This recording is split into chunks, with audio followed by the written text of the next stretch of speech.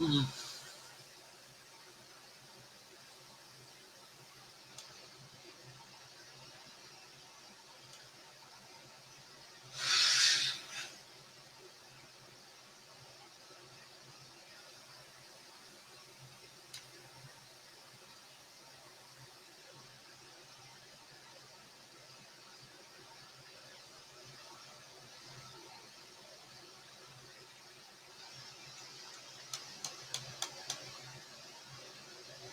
Can't do it.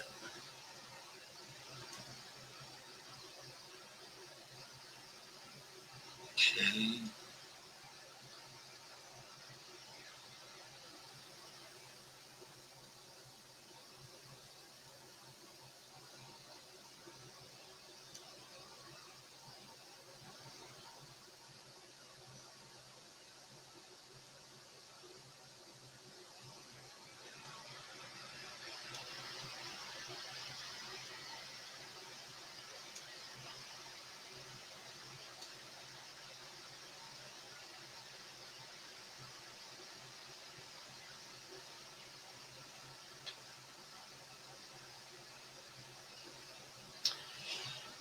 Hello, everybody.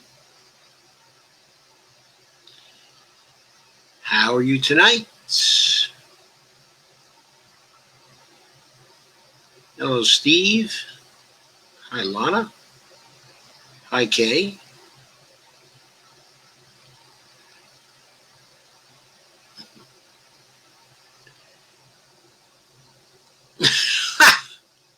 Lana says, glad you aren't late, Steve. Otherwise, a pregnancy test is required. Boy, you must have stayed up nights thinking about that one, Lana.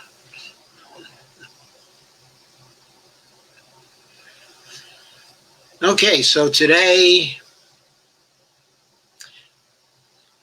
I just wanted to go over the failures. Hi, Deborah. I just wanted to reflect on what a miserable failure this administration is. Of course, we've been spending a lot of time reflecting on what a miserable failure the Congress is. That's another topic. But this administration is just the pits, the absolute pits. Steve says we had an earthquake this morning in Los Angeles, 4.2.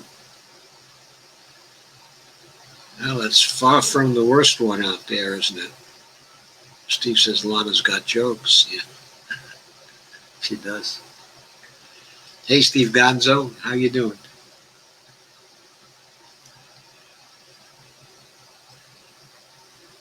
So there were three areas I wanted to focus on. One was, of course, the coronavirus.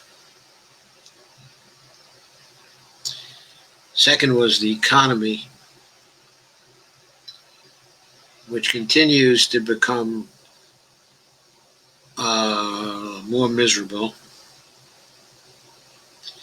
and is on the point of totally tanking, depending on what the Congress does. And of course, as we know, the Congress ain't doing much. Kay says she's listening to a report from the Movement for a People's Party. I'm sure that's very interesting. I hope they're making some progress. Materato says this administration, hi Matt, by the way, this administration is supported by millions of people and the ruling elites. Not all the ruling elites. I think the ruling elites are split. I think they're split. I think a lot of them want to get rid of Trump. But yes, this administration is still supported by millions of people. There's no question about that. That's not surprising. That's not surprising. We know that there are millions of people that have been supporting many, many strange things for many, many years. We just expect that, and we have to persist. Steve says, we need a new party. Too late for this cycle, unfortunately. We needed one in 2016. And just after the election in 2016, we weren't very persistent when it came to pushing for a new party. And therefore, we don't have one now.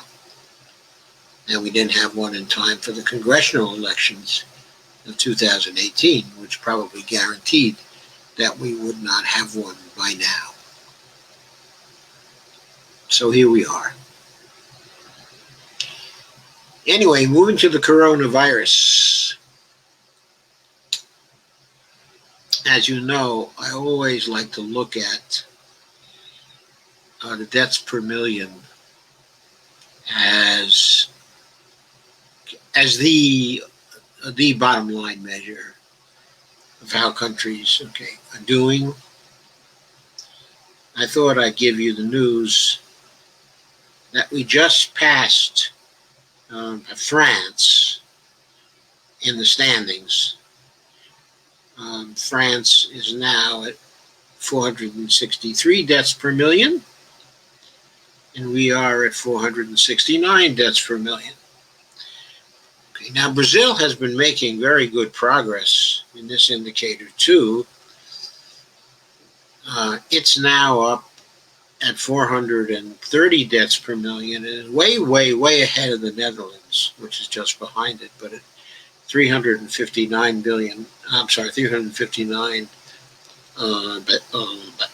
deaths per million. So we can truly say there's a great gap, a gap of 70 deaths per million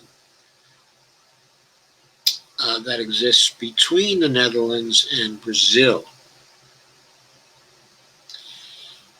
And Brazil and France and the United States and Chile, kind of in a class by themselves, in a grouping by themselves. The bottom of that class is at 430. The top of it is at 490. So there are 60 deaths per million between the bottom and the top of that class. We are catching up to Chile.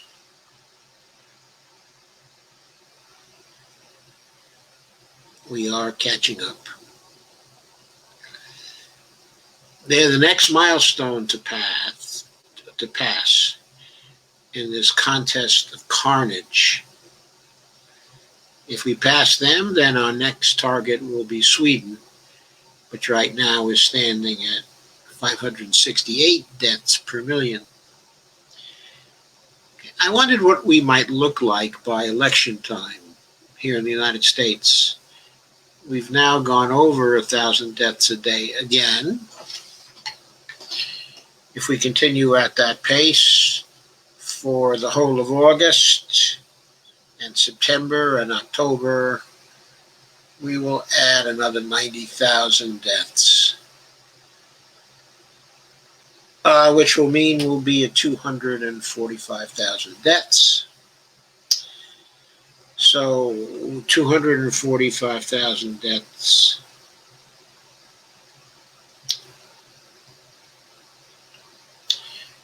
$245,000 divided by 331. If the current trend continues, we're going to be about 740 deaths per million by the end of October. Now, outside of Andorra and San Marino, two very, very small countries that don't really count because they're not sufficiently diverse. They're even counting Andorra and counting the UK, because even though the UK is now sitting, let me be more clear. We'll pass Italy that's now at 581 and looks like it has things under control. For example, yesterday, the new deaths, in Italy were only 3. Okay. Whereas we had 1,461. In Spain, the new deaths were only 2. Spain is at 608 deaths per million right now.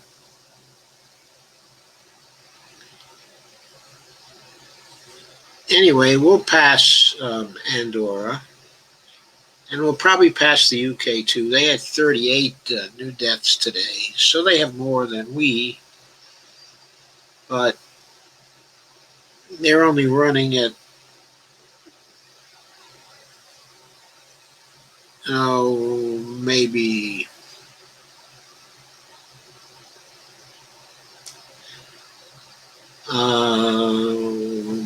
maybe 900 deaths a month. So they're not going to add much to deaths per million. But we'll be at 740.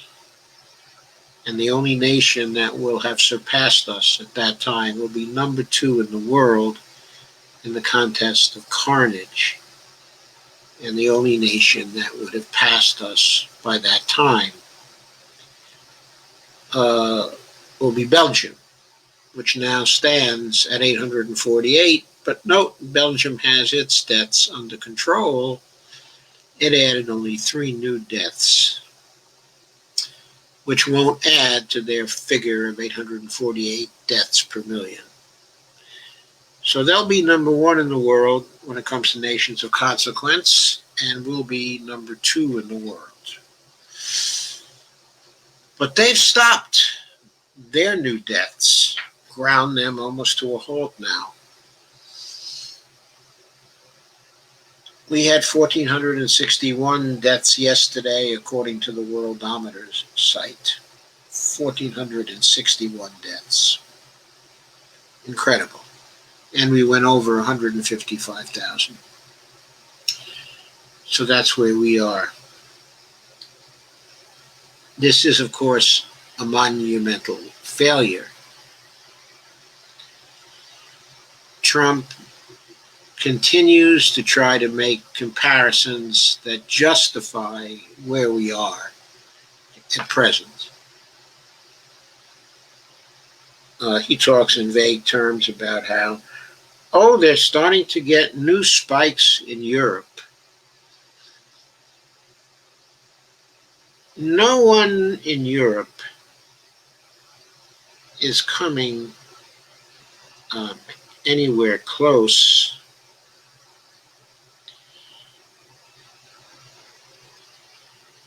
even per million to our number of new deaths per million.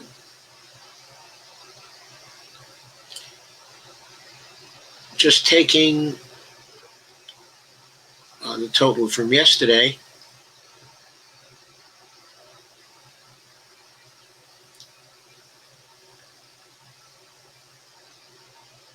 and dividing it by the number of millions in the United States,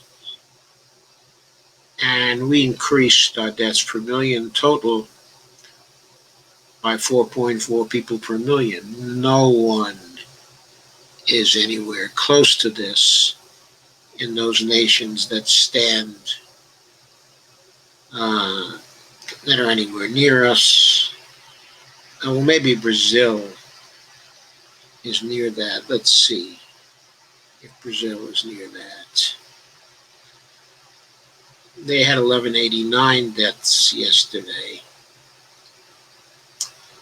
That's a lot.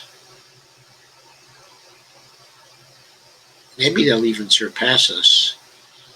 They have about 210 million people in Brazil, off the top of my head. I seem to remember that figure. If that figure's right, they just increased their deaths per million yesterday by 5.67. So they are increasing right now at a faster rate than we. Maybe they'll catch us. Who knows? But we're the only 2 countries that are increasing anywhere near that speed.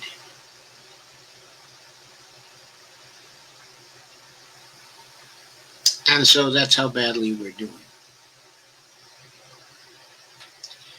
Two nations run by fascists,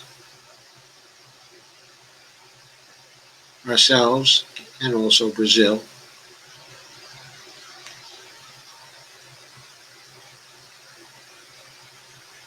And that's where we stand. It doesn't look like we're going to get too much better on the coronavirus. We're botching up testing. We're botching up the contact tracing. We're botching up the social distancing. Some states are doing better with respect to the reproduction rate. I just noticed today that 20 states are under 1.00 in the reproduction rate.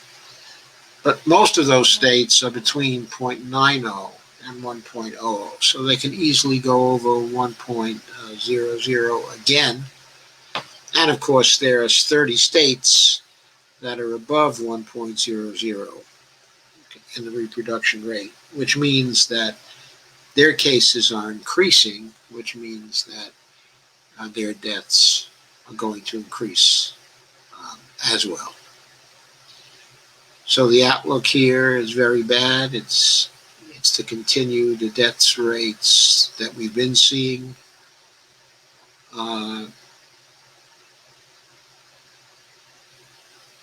The remedies are still not here yet, or just are getting online.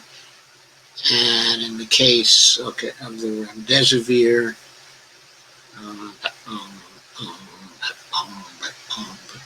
remedy, it's not really that effective thus far.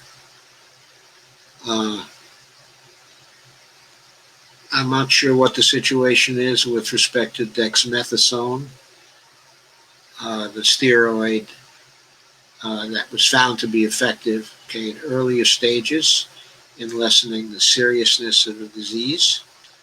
Have to hear more about that. And there's been a recent discovery that interferon beta seems to be somewhat effective in treating the drug. It could be the most effective of the three remedies we've come up with so far, but it remains to be applied. We don't know what kind of effect it's going to have over the next 3 months or so. I don't think, though, that the administration can hope for too much, and I don't think it can continue to fool people about how bad the situation is with respect to the virus. So, miserable failure number 1.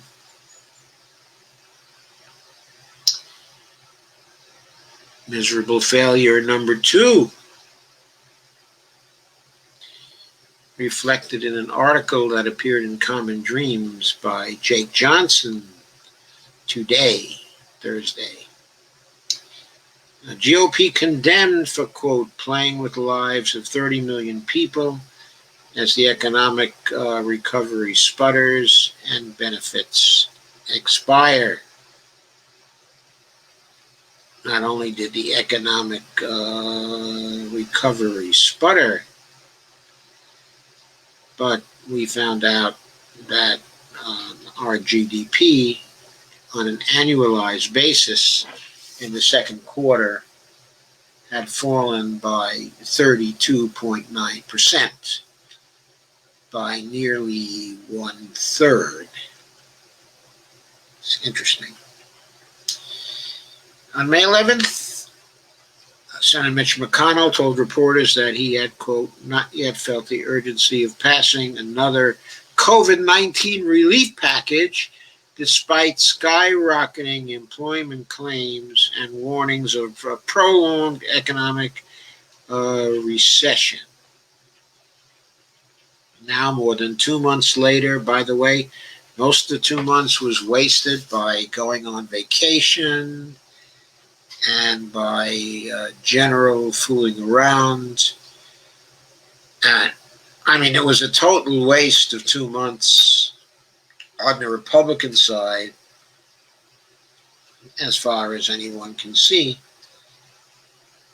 When it came to the Democratic side, the HEROES Act, which isn't a great piece of legislation, okay, in my view, but far better than anything that was on offer from the Republican side, that was passed, but the Republicans did not reply. They shelved that bill.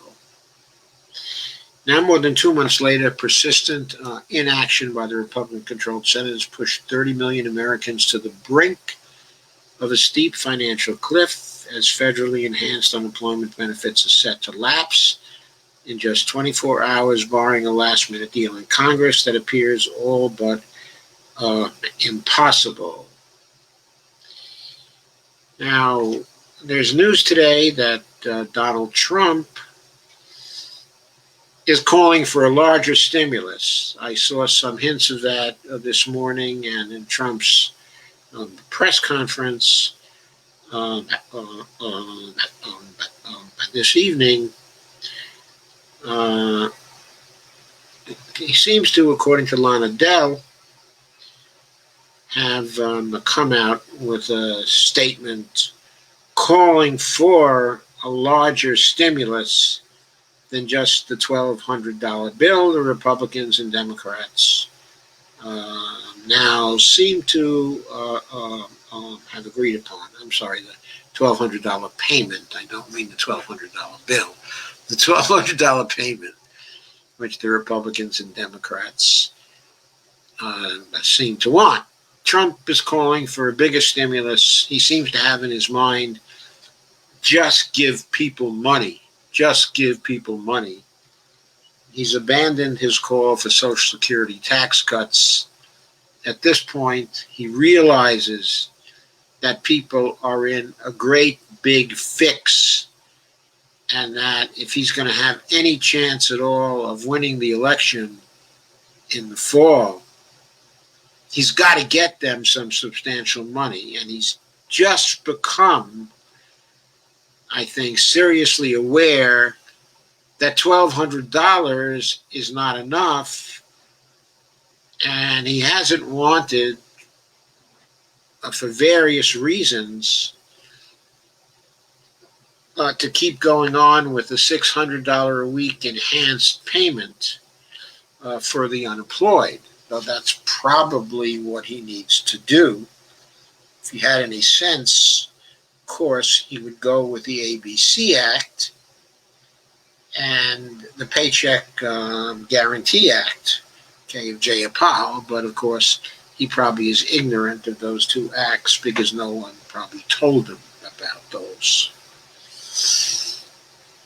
But I guess someone must have gotten to him in summarizing where Congress is at, and he's becoming very afraid that that may be the real nail in his coffin. And so at this point, he's calling for more money for people.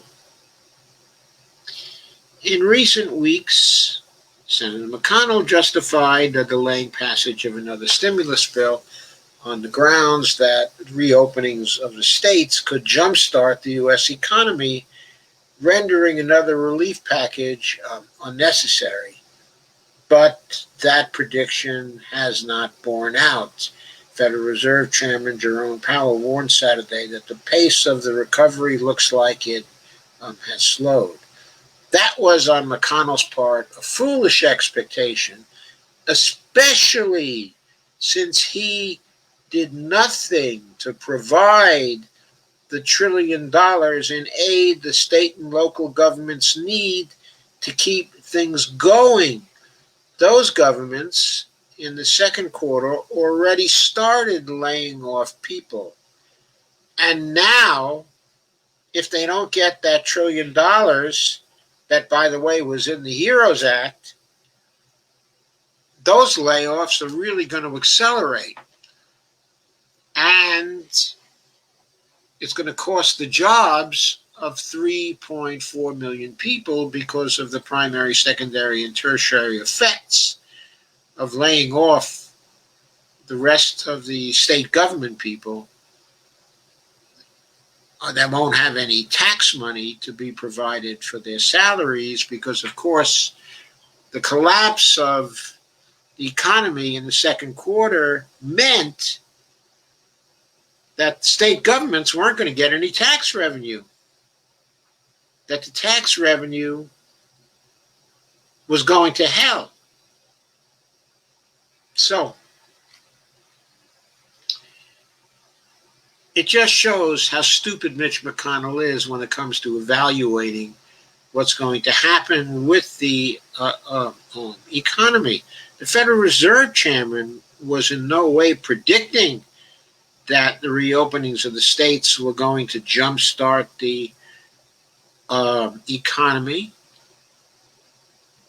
Jay Powell never expected that to happen. Why didn't he just listen to Jay Powell?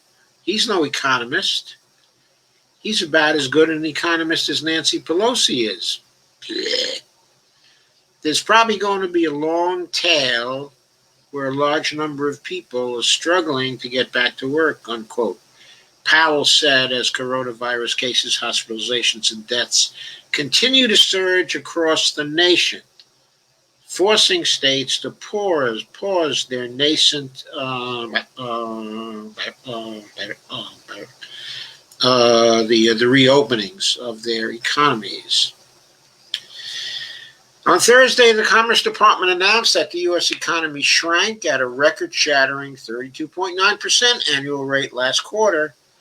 New Labor Department numbers also out today show that another 1.43 Americans filed for unemployment benefits last week, bringing the total number of people in the U.S. who are either receiving unemployment insurance or waiting for approval to more than 33 million people.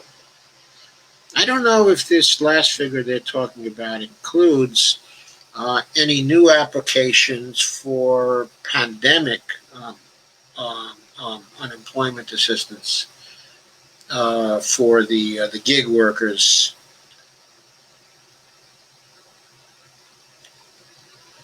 Okay, but if it doesn't, there may be another 800 or 900,000 there too, still to be counted. Last month, that was the case. Maybe this month it'll be the case too. Quote, the policy response to this should be clear, Josh Bivens, research director at the Economic Policy Institute, wrote in a blog post on Thursday.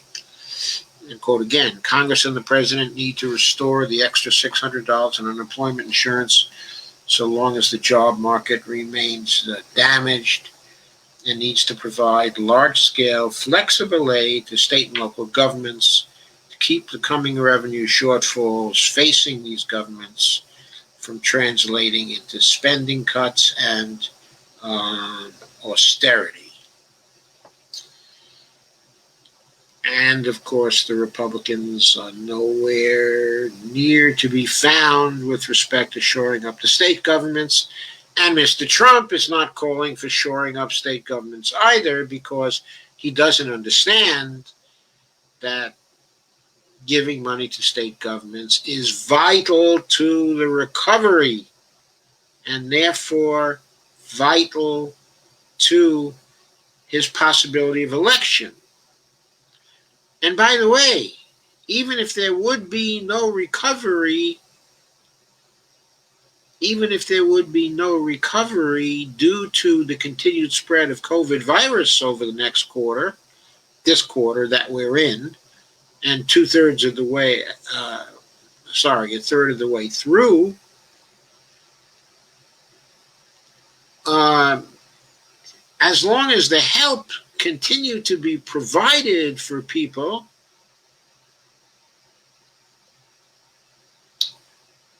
and people could live and they could make their bills, then Trump would obviously be in somewhat better shape if he had sense enough to understand that. I don't know what he spends his time doing. Spends his time making idiot tweets. Economist Jared Bernstein, senior fellow at the Center on Budget and Policy Priorities, and an important advisor to Joe Biden, possibly the head of the National Economics Council, in other words, Biden's chief economist, I suspect, called the new Commerce Department numbers the ugliest GDP report any of us have ever seen. The ugliest one that any of you have ever imagined. Quote again, really sorry for yelling at you at 8:46 a.m., unquote, Bernstein added in an all-caps tweet. Quote, but vital enhanced UI benefits expire tomorrow because congressional Republicans failed to extend them. Quote, unquote. Malpractice is far too weak a word for this epic, cruel failure. There's a picture of Jared. I guess you can't see that because I still can't share the damn thing. That's a pretty good tweet, though.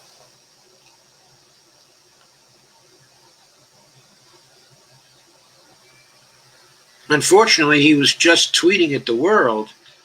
He should have tweeted at real Donald Trump and at Mitch McConnell. It remains to be seen whether the ominous new economic figures will spur congressional negotiators to reach a deal to prevent the federal unemployment lifeline from lapsing for at least a week, causing a massive drop in income for tens of millions.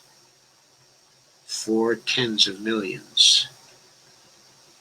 We are nowhere close to a deal, White House Chief of Staff Mark Meadows said Wednesday after leaving a meeting with Nancy Pelosi and Chuck Schumer.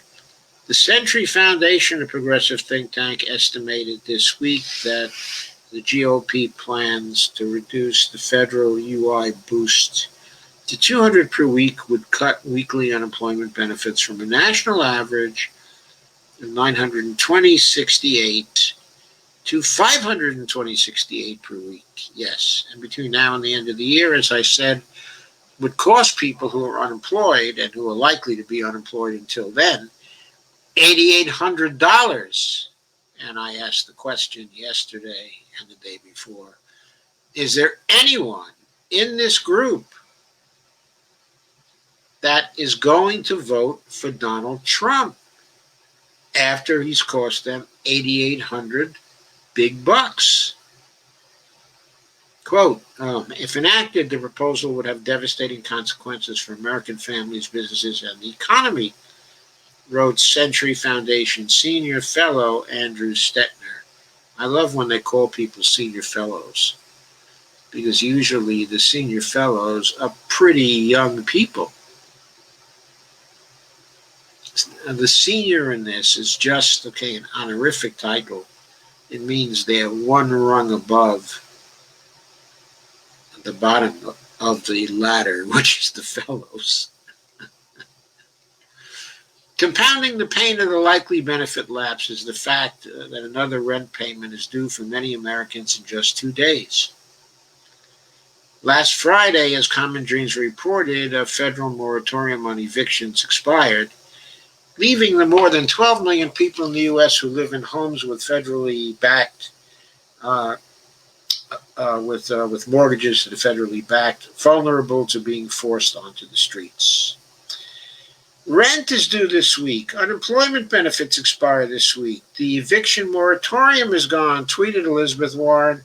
Congress can and must prevent this catastrophe, unquote. And note, of course, that Congress has had months to prevent this catastrophe, months to work on this, but no, Mitch was going to wait and see.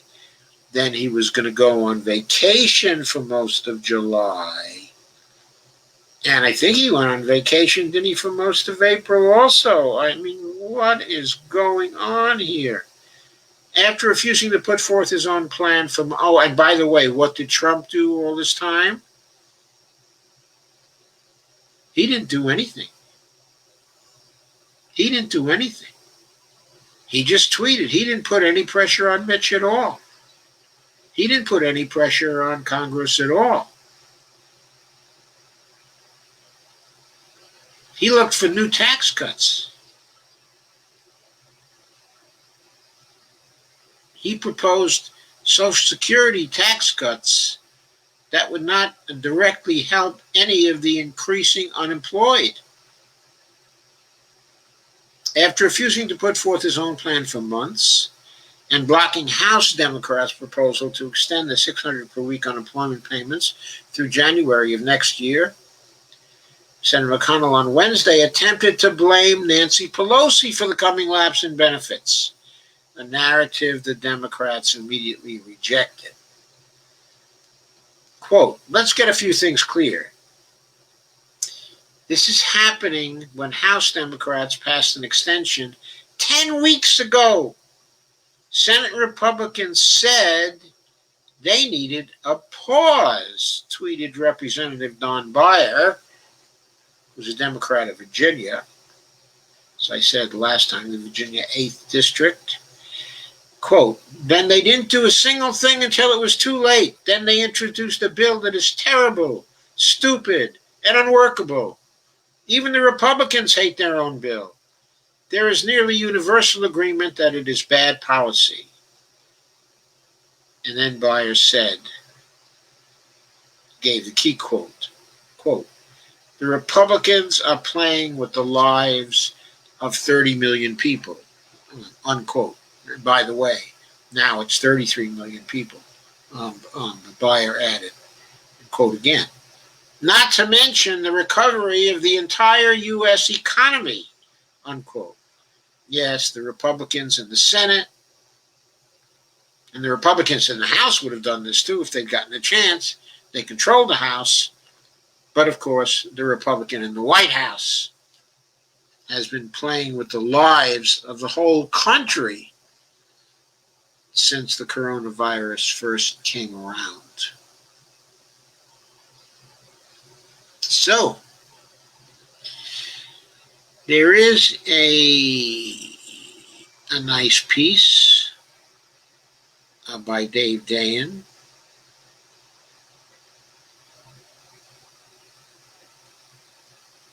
Unsanitized, which focuses in part on the Postal Service. The headline is Postal Service being torn apart from within. It's dated today, July 30th, 2020.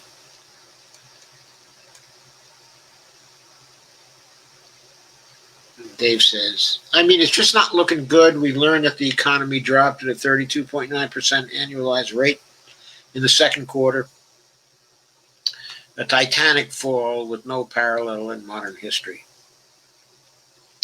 GDP reports aren't always accurate depictions of the state of the nation, but in this case, we know that weekly unemployment claims have been in the millions for 19 straight weeks that have gone up for the past 2, with nearly 30 million Americans still receiving unemployment benefits and more behind them.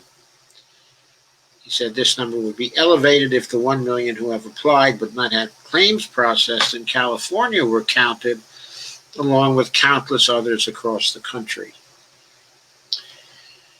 Over half of Americans say the crisis will affect their holiday shopping, ensuring this pain moves well into the future. And yes, that means that pain will be reflected in the retail stores, which even if they can open by Christmas, will be making far less sales, because if the current situation is unchanged, they won't have any money to spend for the holidays.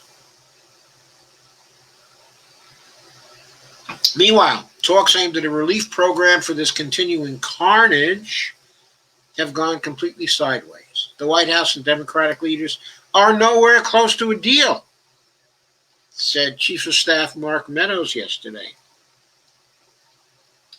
Donald Trump undermined the talks by arguing that all that should be done is direct payment support and protection from evictions, which isn't even in the Senate Republican bill, which Trump hilariously called, quote, semi-irrelevant, unquote, and, quote, the rest of it, unquote, and, quote, the rest of it, we're so far apart, we don't care, unquote. That was one of Trump's priceless statements to a microphone somewhere in the area of the White House. The $600 a week unemployment boost is now sure to expire. Although it could be made but retroactive later. Are the landlords going to wait until it's made retroactive later, or are they going to foreclose next month? But Democrats have rejected a skinny bill reauthorizing unemployment and the eviction moratorium because it would leave, quote, the rest of it behind, unquote. From state and local aid to assistance for schools and hospitals to funding for testing and vaccines. It also includes the $25 billion grant to the U.S. Postal Service that was in the HEROES Act. The Postal Service has previously said it would run out of money by the end of September. Well, by the way, this is a $25 billion grant to the Postal Service. If it passed, it would have to be dispensed to the Postal Service. Now, there was a $10 billion loan previously scheduled for the Postal Service, but the Treasury Department, under Mnuchin, has been withholding that loan earmarked for the Postal Service until the Postal Service can demonstrate reform to its business model. I'm sure that was not Congress's intent when it made the loan money available, but there's Mnuchin imposing his ideology on the Postal Service. Postal Service previously said it would run out of money by the end of September, but it's currently acting like it's already broke. The mail has been seemingly deliberately slowed around the country. Anecdotes include small business that do a lot of shipping having to switch away from USPS because of interminable delays and an entire section of Seattle missing its mail. You wouldn't want that to happen to mail-in voting, would you?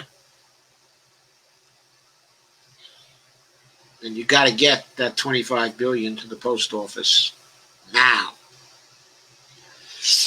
But this is more than an anecdotal set of incidents, says Dave Dayen. Since Louis DeJoy, a Trump loyalist and donor, took over as Postmaster General this month, he has moved to cut overtime among postal workers, so they don't have any money for Christmas. Right? He also noted in a memo that postal workers should leave mail behind if it would cause delays to routes. In other words, fail to deliver mail that would cause delays to routes. There's another program would deliver mail early and rolling back sorting, which would delay the mail even further, and this compounds over time. Numerous post offices across the country were suddenly scheduled to close, although the agency seems to be backing away from that now.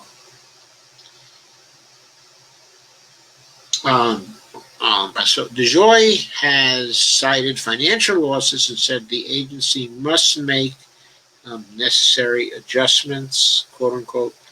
Critics have charged this as an effort to wound the culture and reputation of the Postal Service and leave it open to privatization.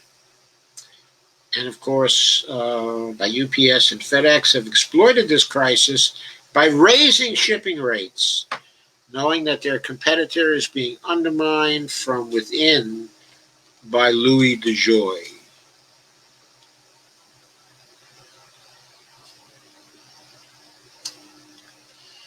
In the middle of all this, the USPS did get a lifeline from the Treasury Department, but at a serious cost.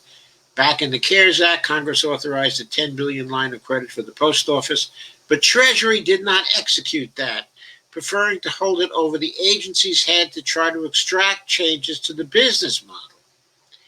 Yesterday, Treasury finally announced a deal for the $10 billion loan. But DeJoy was already changing the business model from within, so instead, Treasury got proprietary information on the USPS's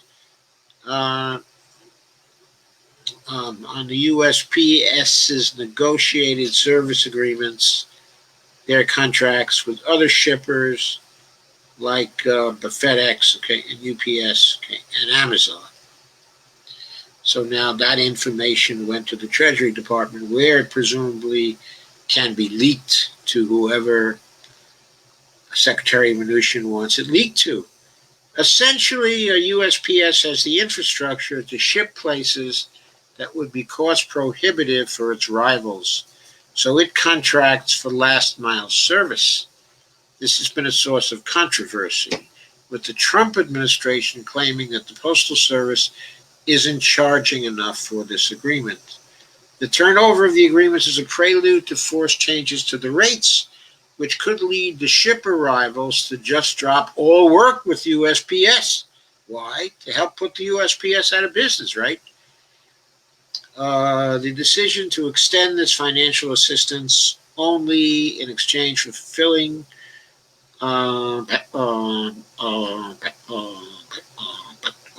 Trump's political errands is an affront to the independence of the Postal Service, unquote, said Bill Pascrell, a Democrat of New Jersey, that is to say, Congressman Bill Pascrell, a strong USPS advocate. Quote, the Trump administration has cynically taken advantage of this to sabotage postal operations just when the American people are relying on USPS the most. The elephant in the room is that we have an election in November that will rely to an unusual degree on mail-in ballots. Already there have been warnings that if you really want your vote counted, you need to send it up in 2 weeks before Election Day. Send it in up to 2 weeks before Election Day. There's more than a little suspicion that this degradation of the post office and the terrible Republican position in the elections are connected. Slowing down the mail is now a voting rights issue. As Chris Hayes noted last night, quote, the only way this administration can get away with breaking the post office is if they try to do it sneakily behind the scenes. And we're not going to let them, unquote. So, I thought that was an interesting sidelight on the current crisis in the economy. The moves to take down the post office will, which of course will also impact on the economy as well as on voting. So let's get to the third area of miserable failure, and that is, of course, the administration's control of its fascist tendencies. This was a challenge for them, but of course, I think the only challenge they're embracing is the challenge of doing the opposite, that is, actually getting to fascism before we get to the election. Quote, we are teetering on the edge of autocracy, unquote, warn critics after Trump suggests election delay. This one is by Andrea Germanis, staff writer at Common Dreams. And democracy advocates sounded immediate alarms Thursday morning after President Donald Trump floated the idea of delaying the November elections, citing mail-in voting and the unfounded threat of voter fraud. This is a coup in the making, quote unquote, warned Robert Weissman, the president of Public Citizen, in response to Trump. And quote again, voting by mail will not create a risk of fraud. In fact, voting by mail is an absolute necessity to ensure Americans can exercise their franchise amid a pandemic, which Trump has made dramatically worse through his utter incompetence and callous indifference to human life.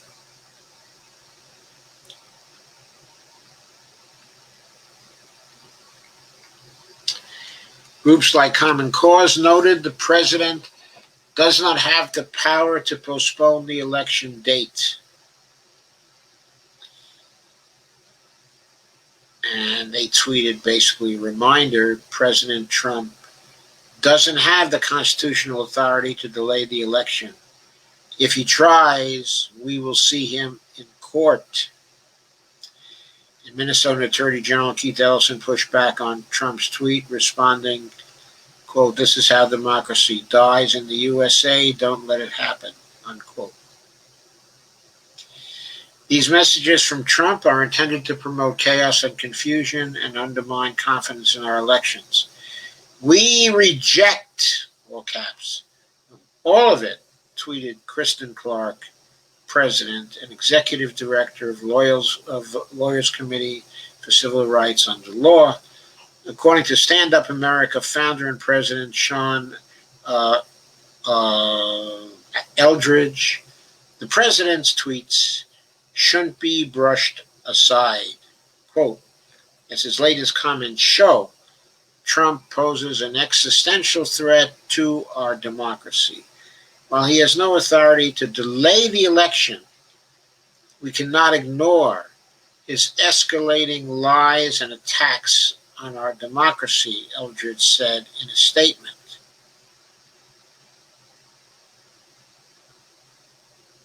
And he said, quote,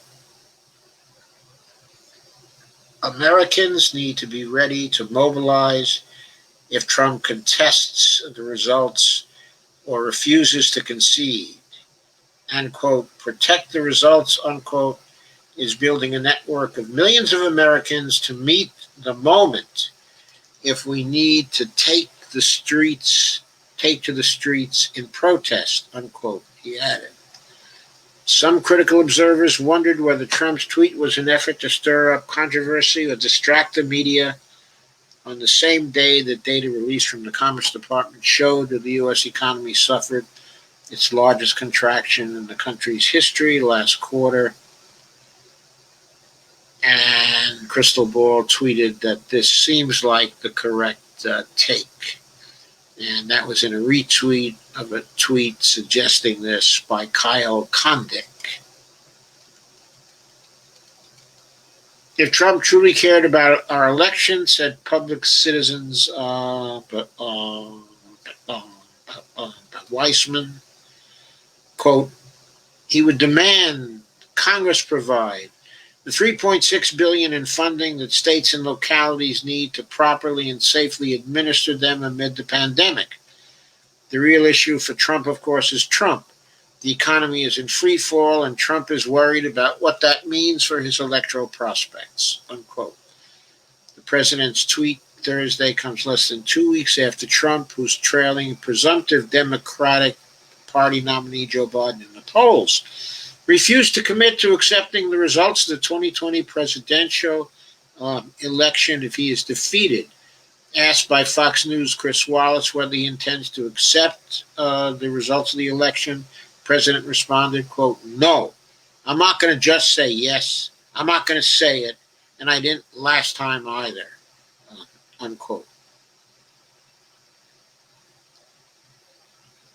Well, of course, last time is not as important, as this time, because this time he might be able to enlist the help of government armed forces to help him out. I'm not speaking of the military now, but it looks like the military is not going to go his way. It looks like all the way up to the Secretary of Defense, like they're not about to fold to him. Certainly not if he's lost an election, and it's obvious to everybody that he has. But then there are the 75,000 or so troops who are in Department of Homeland Security and its various agencies and some of the other agencies of the federal government. They prefer to call themselves officers or U.S. Marshals, okay, or simply federal agents or federal police, but they number roughly 75,000. And of course, he's now sending them into cities, and they're cooperating at this point and brutalizing the populace of cities. Certainly in Portland, where most recently they've been brutalizing the moms.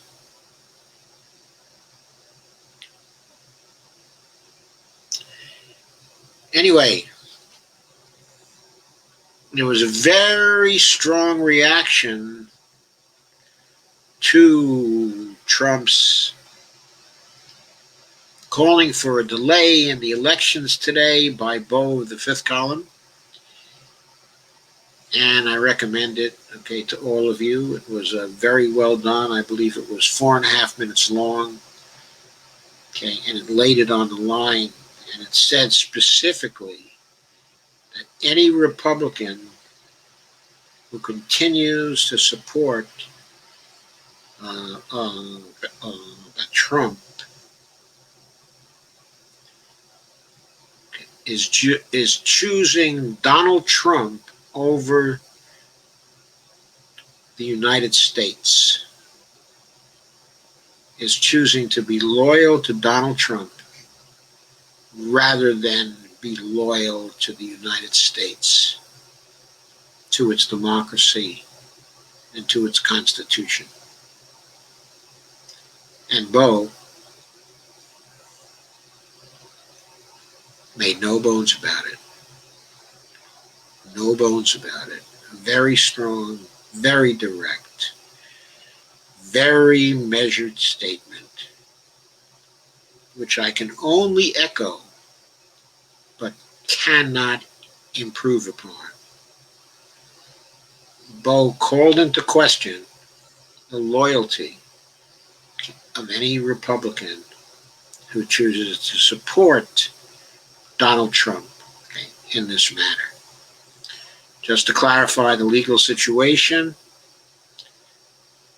the law passed by Congress, I believe in 1857, a very long time ago, gives the formula for specifying the election day. That is the law of the land. This year, Election Day comes out on November 3rd.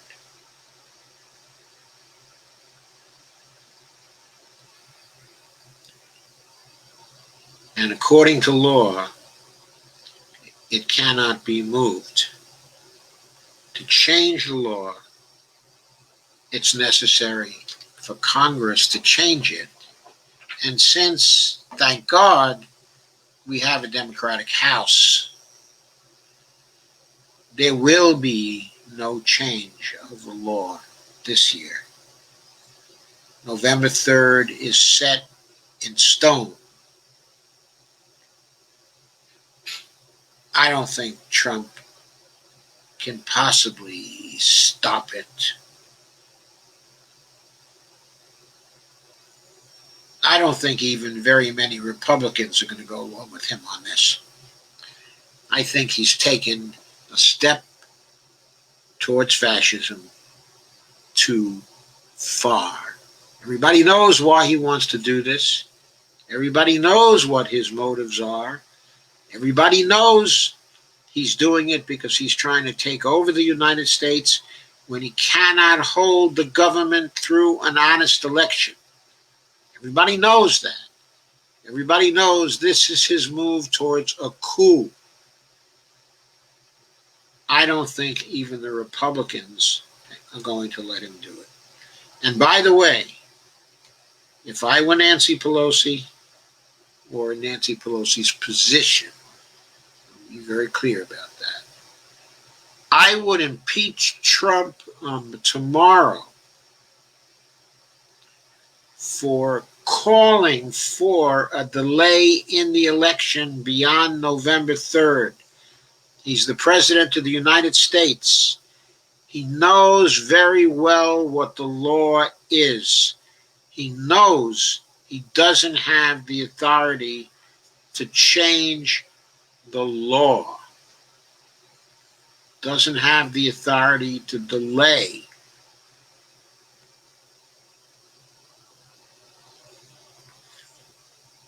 Even suggesting this, I would impeach Donald Trump for abuse of power tomorrow. Put it in the lap of the Republicans. They need to finally, at long last, stand up to this schmuck.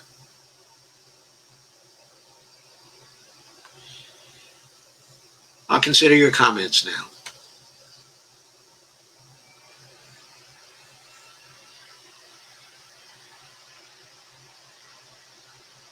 Tin Horn Mussolini.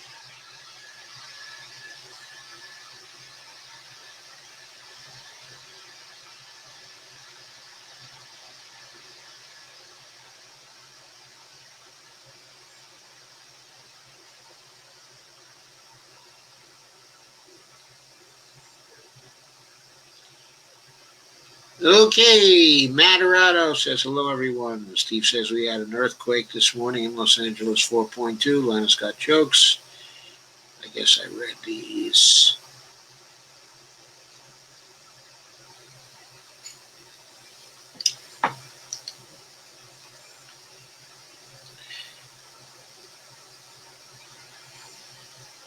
Lana says,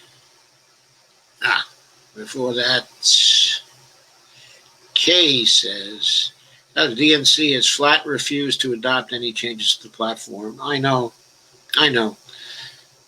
How can a party claim to be democratic, to call itself, the Democratic Party, and refuse to adopt something as part of the platform that is supported by 88% of its voters?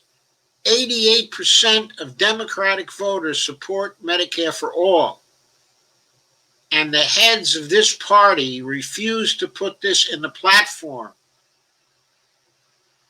They are asking for the end of their party. Lana says, deaths per million, peachy. Yeah, deaths per million. Last time I was talking about deaths per million, if you recall, I talked about it at 425. I talked about it at 442. That was not very long ago, maybe 2 weeks ago. Now it's at 469. It is skyrocketing up there. Kay says, hi, Carmen. Steve Wolfbrand says, Howie has no charisma. Jesse Ventura could have won. Too bad. Nothing going right in 2020. We can't catch a break. Yeah, Jesse Ventura has some charisma.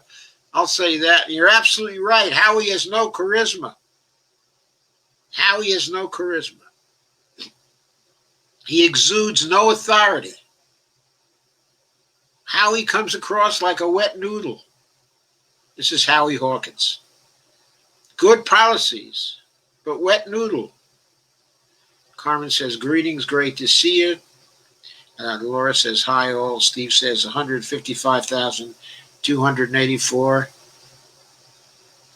Yes, according to Worldometers. And Steve Wolfbrand says, hi. Kate says, hi, Dolores. Jeff Denton says, hi, Dolores. Russ Golden says, my state, Georgia, overtook Illinois this week. Is that in cases or in deaths or deaths per million? Russ says, we'll easily be at 500,000 by Thanksgiving. That's probably cases.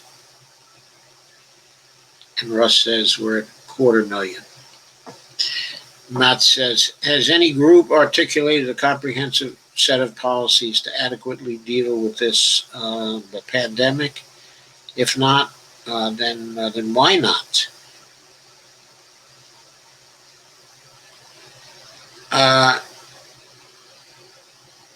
There are policies to adequately deal with this particular pandemic. All you need to do is make a phone call to Jacinda Ardern in New Zealand, and she will give you the comprehensive set of policies necessary to adequately deal with this pandemic. In New Zealand, they have 4 deaths per million. Last I looked. Of course, Taiwan is even better. They have something like 0.39 deaths per million.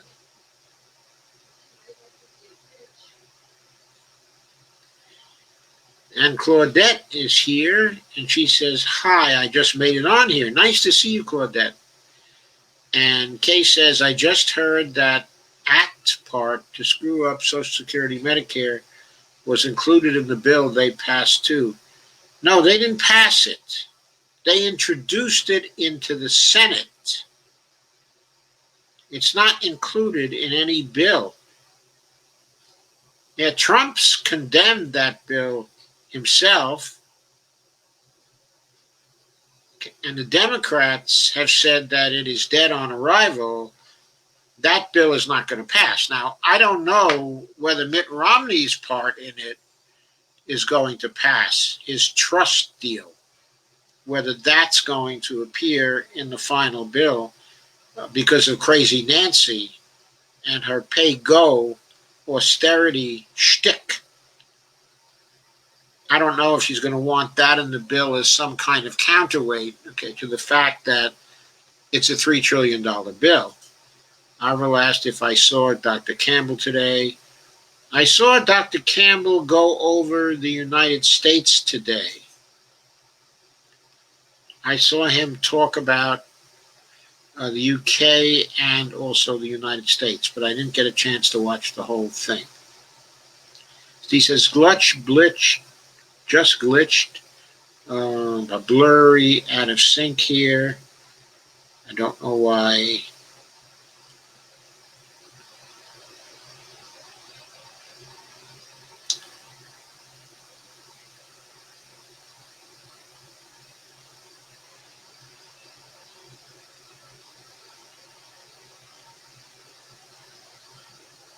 Maybe that will help the sound sync. It should. If the U.S. military personnel has any sense, they'll stay in Europe. Kay says there are a lot of people in Germany who are deniers about the virus too. They're supposed to have a huge protest on Saturday to try to stop their government. I think these governments are making a big mistake. They've been making a big mistake for a long time. The politicians who run the governments, and I think this is true of all the governments, do not want to call attention in general to what some of the other nations are doing and some of the other governments are doing. In other words, they want credit for what they're doing, but they don't want any invidious comparisons. Now, Germany has been doing pretty well, but there's still a lot of deaths per million in Germany, and they don't compare well with New Zealand or Taiwan or South Korea or China, or in other words, they've done well for a European country, but they've done pretty badly too. And I think they're not keen to advertise that. But really, that's a mistake. That's not good for their countries, because Because if they had actually done that, then they could have pointed to models that might have helped them. Now, one has to go some way down to get to Germany.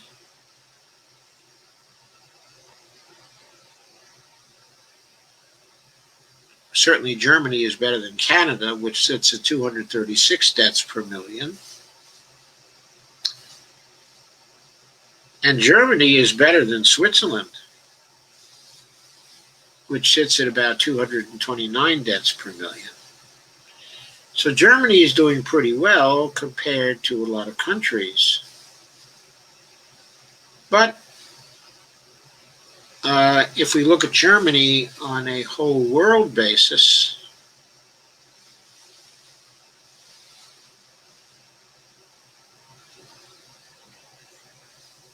they are at 110 deaths per million. They're 40th in the world, which means that such countries as the Dominican Republic, Denmark, Kuwait, Guatemala, Monaco, Bosnia and Herzegovina,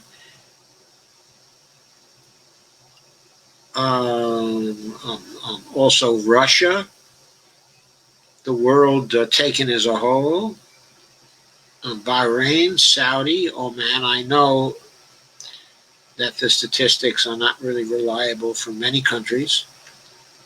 Austria, though, there's a country whose stats are reliable, 80 deaths per million.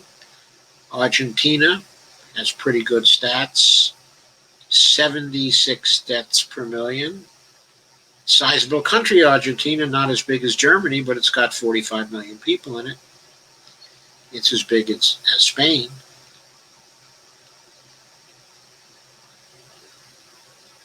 But Finland, 59 deaths per million. A lot of countries are doing better than Germany. Israel at 54 deaths per million. Poland, 45 deaths per million. Czech Republic at 35 deaths per million.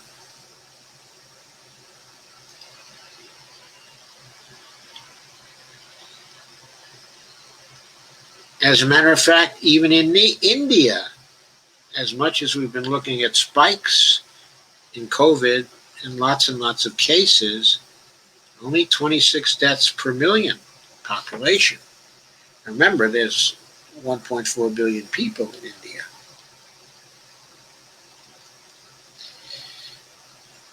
So anyway, even though Germany is 40th down, Australia is 125th down in the contest, of carnage.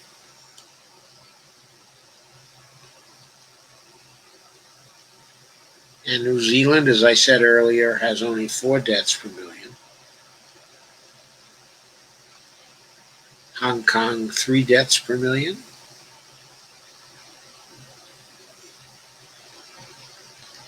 Taiwan, 0.3 deaths per million.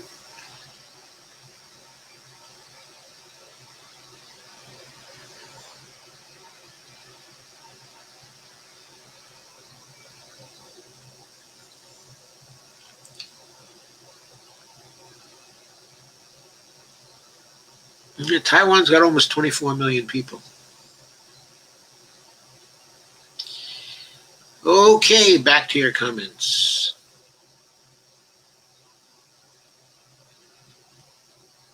Avril says, stop their government from doing what? Matt says, do we have any sense of how accurate these cause of death counts are over these countries? Well, we have a sense. In other words, there's a sense for, I think, there are countries we know have been keeping good statistics right along. I have a feel for that. I'm not always right when I say this country can be trusted, that country cannot, and so on and so forth. But when I talk about New Zealand, when I talk about Taiwan, when I talk about South Korea, these countries are keeping pretty good stats because they have sophisticated scientific establishments, which in large part have been copying us, but seem to be exposed to less corruption than we are. Lana says, I did not see Dr. Campbell today, but I will later. Thanks. Avro says, if the news one tied the COVID catastrophe from the viewers, people would be different. Yeah, I don't even know if it's such a case where they're deliberately trying to hide it, but they normally don't use a comparative perspective. Their comparisons are often highly qualitative. They don't try to get numbers when they're doing cross-national comparisons. They give you qualitative judgments. Oh, England is starting to have problems again. They have lots of new cases, reported. But they don't say what difference current happenings in those countries is making to the deaths per million total. To the bottom line, they don't say that. And they don't show the ignorant people of the United States that, hey, we're talking about 140 or 150 countries here. And they're all doing something different with respect to COVID. We have countries that have done enormously well, and we have countries that have done very, very poorly. And we are among the countries that are doing very, very poorly. And why aren't we copying some of the countries that are doing very, very well? That's only common sense.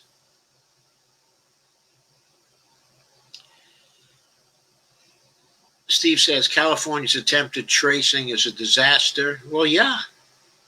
Yeah, because to trace, you have to have a lot of people tracing. And you have to be very strict about it. And you have to put in penalties for people who don't want to help you trace. And you have to control your borders. Kay says, maybe, but those Germans are followers of the Plandemic doctor. Carmen says, Gomez company workers are upset because he sleeps in his office and he used the gym the same day he knew he had COVID. You talking about Louis Gohmert? Is that who you're talking about? Are you talking about the dumb Louis? Kay says Herman Cain died from it today. Yep. I guess I had a little schadenfreude about that. I should not really do that, but he went to Trump's rally. He caught COVID there. He died from it today. He was unmasked, evidently, at Trump's rally. Wouldn't wear a mask. Was cavorting with others who wouldn't wear masks. Carmen says, yep, he cursed COVID too, and it cursed him back. Kay says, yep, he caught it at the Tulsa Rump rally. Steve says, I think Trump's Tulsa rally infected a lot of people. Steve Gonzo says, GOP wants companies to be able to sue employees who contract and file COVID complaints. Yes, I know. I know what the GOP wants. They want people who run companies to have life and death power over their employees. That's what this is about. They don't want the employees to be able to push back at all. That's what this is about. It's the liability thing. They want the liability thing above everything else.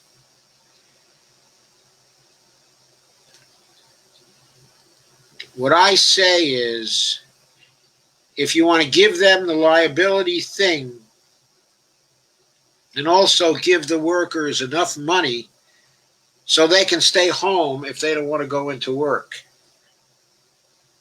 and then the employers won't be able to get them back until they have safe working conditions and good pay. So I'm willing to bargain on that, but I drive a pretty hard bargain, like passing the Automatic Boost to Communities Act, for example. Carmen says, yep, I saw that too. And Kay says, probably did, Steve. Avril says, so he's got to buy votes. Yep. And Lana says, Powell was pretty frank. There's only so much the Fed can do. Some of the responsibility is on the fiscal side. Yeah, the fiscal side has been hearing that since Bernanke. Since Bernanke, they've been hearing about more has got to be done on the fiscal side. And you've got these crazy austerity mongers who won't do any more on the fiscal side. And crazy Pegosi. Carmen says, fiscal side like who? Major corporations? No, fiscal side like the effing government, Carmen. Matt says, I think Lana's referring to fiscal policy. Even government should be stepping in to appropriate spending as opposed to the monetary policy of the central bank. Not even just to appropriate spending. The government should be stepping in to appropriate spending and then to spend what has been appropriated. Carmen says, thanks much, and puts his thumbs up. Carmen says, people can't even pay their utilities right now. And Matt says, went through the same process during the Great Recession. The federal response is nowhere near enough for Main Street, but it's just what the doctor ordered for Wall Street. The clowns in Congress argue about how to split crumbs. But they never argue with the lobbyists from Wall Street. They give Wall Street what the hell Wall Street wants. Lana says, sorry, I'm underwriting loans while I'm listening here. I don't always see the comment. The Fed lends, this case monetary policy, and Congress spends fiscal policy. Well, actually, Congress appropriates the spending. Treasury spends what has been appropriated. And Cheryl Ann Butler says $7 trillion for Wall Street, and these blood-sucking fucks are arguing about extending current unemployment benefits.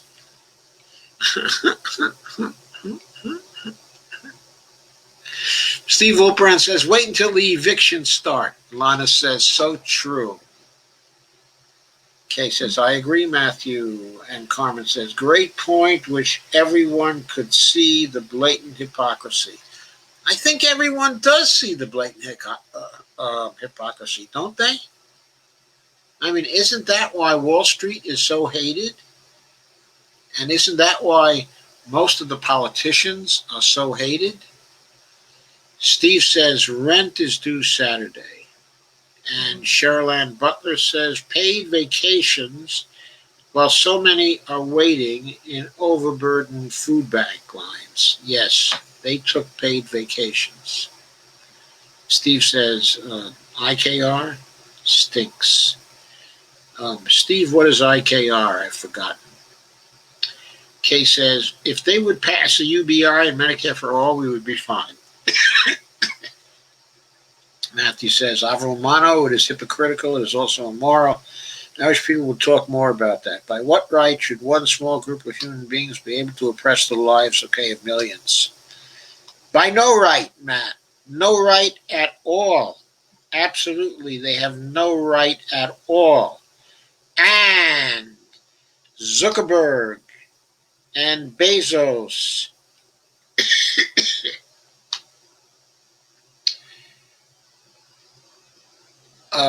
and the other billionaires as well have no right to be billionaires. We need to remove the billionaires from the system. We really do. Even more than that. Those people will be forced back to unsafe working conditions knowing there isn't enough PPE to go around. Many more will die. Not just that, people themselves can't buy the PPE, and in many cases, the people won't be able to wear the PPE at work. They can't always wear the PPE. They can't always social distance. Kay says, love Dave Dayan. Yeah, me too. Look at the meat cutters, Joey. Yeah, look at the meat cutters, Bonnie says. Yeah, I have been looking at the meat cutters. They're next to each other. They're right next to each other. And Avril says, a UBI is no good. Well, not a UBI, but a BI is good. What you can do is you can pass a UBI, and then you can tax the U part of it, okay, at 100%. So those people who should not get a BI would not be getting one. That's all. You can collect it at the back end through taxation. That's what I would do. Kay says, testing in this country sucks too. Half are wrong, and they make you wait days or weeks to get the results. I took a COVID-19 test that must be almost a month ago now. And there was only a small chance, okay, that I had it because most of my symptoms were not COVID. But Kaiser has a very good testing apparatus here, okay, in the mid-Atlantic states. So basically, I drove to Tyson's Corner, which is about 35 minutes away. They had their testing on the roof. It was basically a swab of the back of your mouth. But totally painless. Took like 15 seconds to do. We were out of there on the way home. It was not indoors. Okay, it was outdoors. I was in the car, sitting on the driver's side. I opened up the window just a little. They were masked and totally protected, and they did the swab. And by the next morning, this was 2:00 in the afternoon. By the next morning, they had the negative result for me. When I spoke to my doctor the next morning, she gave me the good news. Kay says a UBI is good. If we had those two things, people could go where the jobs are. And Charlene Butler said, normally I would almost be done shopping for Christmas by now. I haven't even started this year. I plan on just giving my kids and grandkids money. Well, Charlene, money's always good for kids and grandkids. And Kay says, many, if not most of the jobs are never coming back anyway. Well, actually, 55%. What was that figure? I had it a few days ago. 55% of small businesses that have closed at first are now not going to reopen. They are closing permanently. Avril said, I figured out why I always eat during this stream to suppress the anxiety, the troubling issues being discussed, but there's no sense in not facing it. That's right. Cases, at least you get the truth here, Avril. Steve says, anxiety kills my appetite. Charlene Butler says, we shouldn't allow the Postal Service to be privatized, but it looks like they're hell-bent on killing it. Well, just as they're hell-bent on killing the Postal Service, it would be just as easy for the Democrats to revive it. And if they do revive it, what they ought to do is make it directly part of the government again have it be a cabinet position and have a postmaster general as in the good old days. Avril says, a BIS. I don't approve of the rich getting additional money they don't need except to further suppress us. Steve says, yeah, mail delivery definitely slowed here in LA. I don't think we've been seeing a slowdown here, though I'm not sure. I really can't tell. Kay says, they and the big banks, etc., would be taxed to pay for it, Avril. We don't need to tax anybody to pay for it.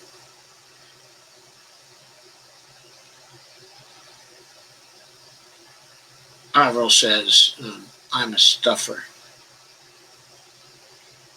What we need to tax people for is that they have too much money and they're a threat to our democracy.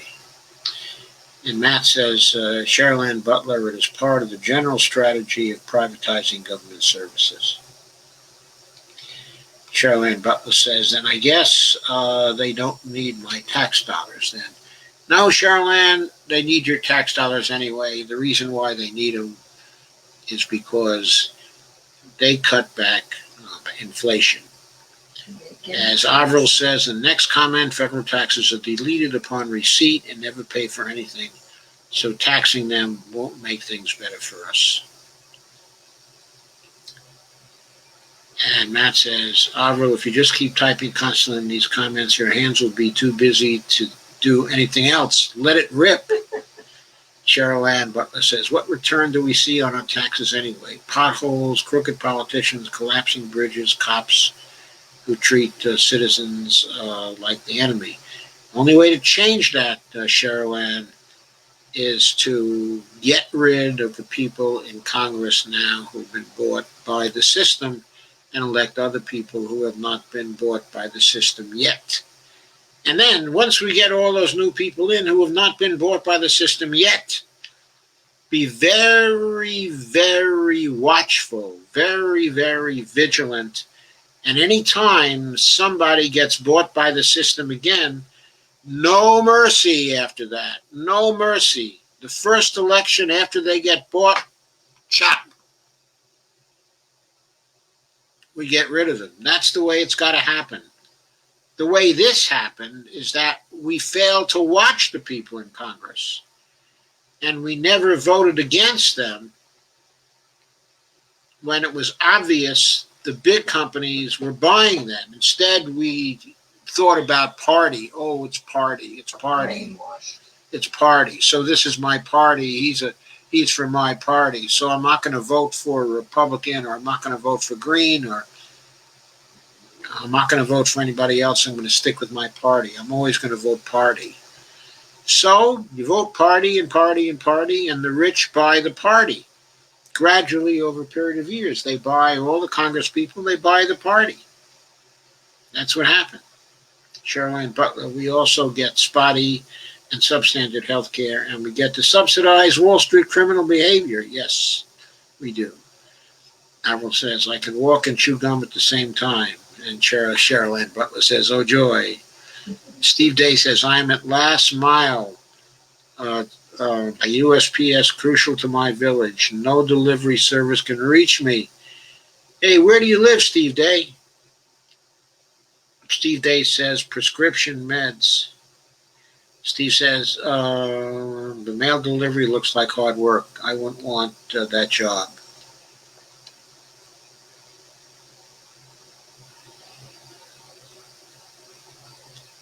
Carmen says, especially now that we have to order more due to COVID. Steve Day says, permanent vote by mail for 25 years in my village. Good thing. And Cheryl Ann Butler says, the Tangerine Fuhrer had the help of Dems with this one. They extended the Patriot Act during Trumpelstiltskin's administration, and they hold the purse strings. That's right, and they're still doing it. They're still enabling the Tangerine Fuhrer and his Department of Homeland Security.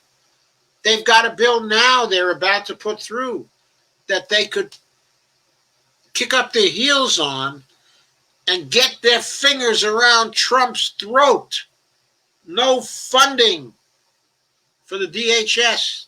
They could do it now. I mean, Nancy Pelosi could do it now. Why isn't that being thrown into the bargaining? Carmen says, I call him Trumple Thinskin. I call him fart face. That's pretty good. Bonnie calls him fart face. And Matt says, did anyone in Congress support Trump's test balloon to postpone the election? I didn't see anyone come out in support of it.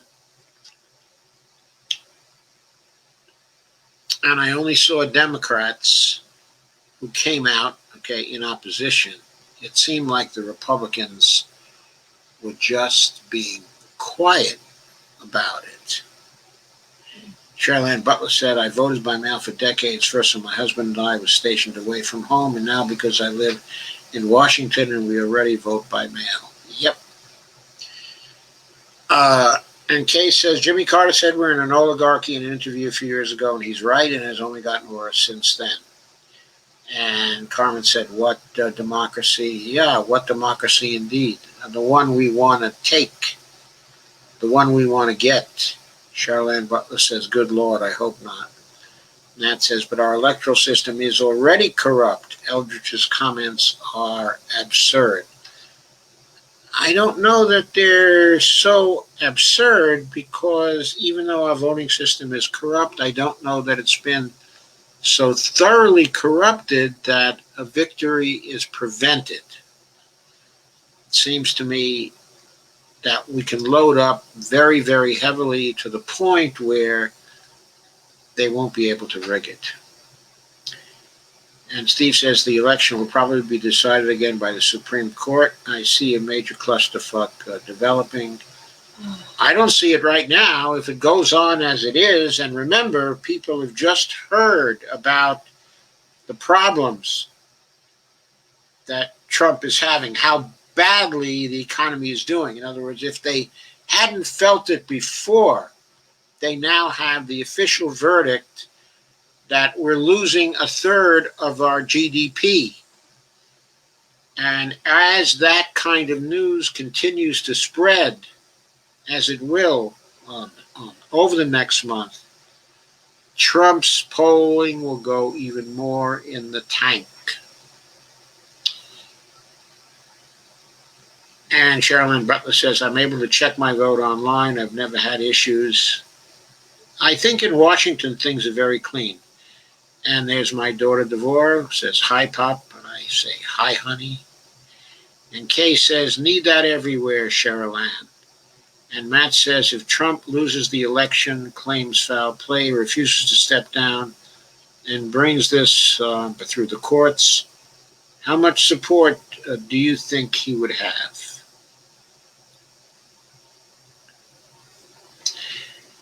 I don't think he would have enough support to stay in office. If he loses the election and he claims foul play and he refuses to step down, he can't bring this through the courts unless he has grounds to bring it through the courts. To bring it through the courts, he has to have evidence. What you have to remember is that if the verdict is overwhelming in terms of the votes, of the Electoral College, he has to challenge those votes. With that kind of big victory, that's going to be very, very problematic. This is not going to be Florida in 2000, where everything is teetering on the brink. Right now, it looks like we are far from that. Far, far from that. So, if things keep going on as they are, and Trump simply refuses to step down, he's going to lose in court. If he keeps on refusing to step down, and he finally refuses to vacate the White House, then the new president will still take office on January 21st or January 20th, I forget which it is. Okay, and at that point, the new president will be the new president, and then he will simply order the U.S. Marshals to evict Donald Trump from the White House, and that's how that will eventually be settled. But I think Donald Trump is going to lose in court. Okay, but we'll see. If it's rigged sufficiently so that it's a close election, then this whole thing could result in civil war. I don't think people are going to accept a victory by Donald Trump that looks like it's been rigged or cheated, okay, or anything else. Then I think that people will go into the streets. Sherilyn Butler says, the private political parties have a stranglehold on our elections. I'm more pissed off about primaries controlling who runs. Me too. Alvaro says, good luck with taking to the streets if DT refuses to go. He's setting up his private security forces as we speak under the disguise of violent Antifa spray painting, graffiti on buildings. His private security forces are not going to be sufficiently numerous to control the whole country. He just won't be able to pay enough people. He's not going to be able to do it. Sherilyn Butler says none. They would report to whoever won the election. The government forces would, yes. Stacey Van Veen says, anybody else getting the QE tab showing? Facebook launched something and its slip is showing, or we are being monitored, or both. Anyone else getting the QE tab? What's the QE tab? I'm not seeing any unusual or special tabs on Facebook right now. Okay, are you saying that that's happening with this live stream, Stacy? And Matt says, if Trump does lose, are we ever going to see those tax records? Yeah, I think we will. Are we ever going to see legal action for the 1,001 crimes that he has committed? I think we'll see some. If he loses, I think the people in New York are going to prosecute. And by the way, he's probably done quite a number of illegal things in Florida as well. And the way the election is looking in Florida, I don't know that the Republicans are going to have control of the state government anymore. Can we check to see how much money he's accumulated while in office? Not until after he leaves office. That won't work because Pelosi isn't pushing it. Her resistance, so-called, has been pathetic. Carmen says, too much support. He has his pawns in place. He's playing chess while everyone else is playing checkers. He's not playing chess. He's just pushing every pawn he can. That's his strategy. Push it, push pawn, push pawn, push pawn. See if they retreat. See if they retreat. See if they retreat. That's no strategy. That's just the instinct of a wounded animal. And Sherilyn Butler says, depends. Will number 46 pardon number 45 like number 44 pardon number 43? Number 44 pardon number 43? Now, the last pardon I recall was Ford's pardoning, okay, of Nixon. And I think, if I recall correctly, that's quite a bit before the 40s. But anyway, okay, I don't know what Biden will do. But even if he pardons Trump for federal crimes, that does not apply to New York State. So New York State can still prosecute him. Lana says, yes, Bo was especially pointed in his remarks today.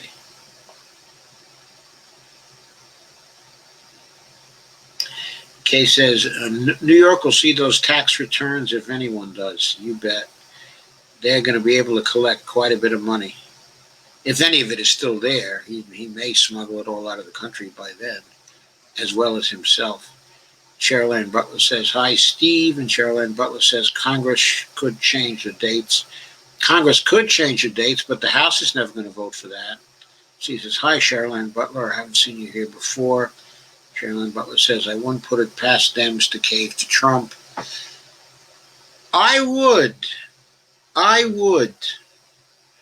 The whole party is looking for Trump to be kicked out.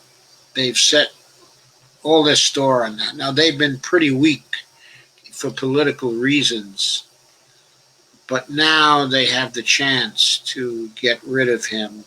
They have Biden all set up. The system was rigged against Bernie. So Biden, okay, is the nominee. He is the nominee they wanted. He's the nominee Pelosi wants. There is no way Pelosi is going to allow the date when Trump gets his to slide. No way at all. She's going to suck it to him about that. So this bill can't get through the House. There's no way it's going to get through the House. Cheryl Ann Butler says, Steve Wolfbrand, it's my first time.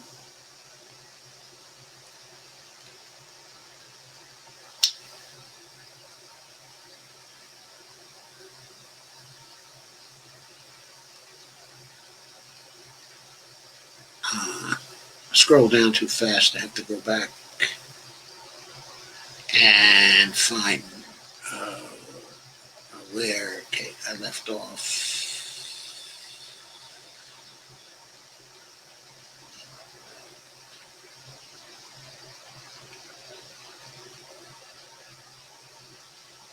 He uses the most leany profile in his pictures.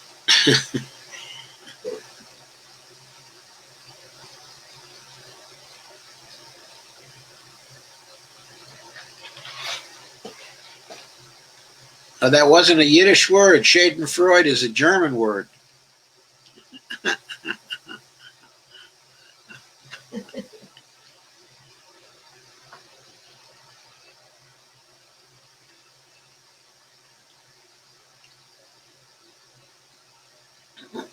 God, I scrolled down a lot. I didn't intend to do that. I'm sorry, I'll get there in a minute, I'm sure.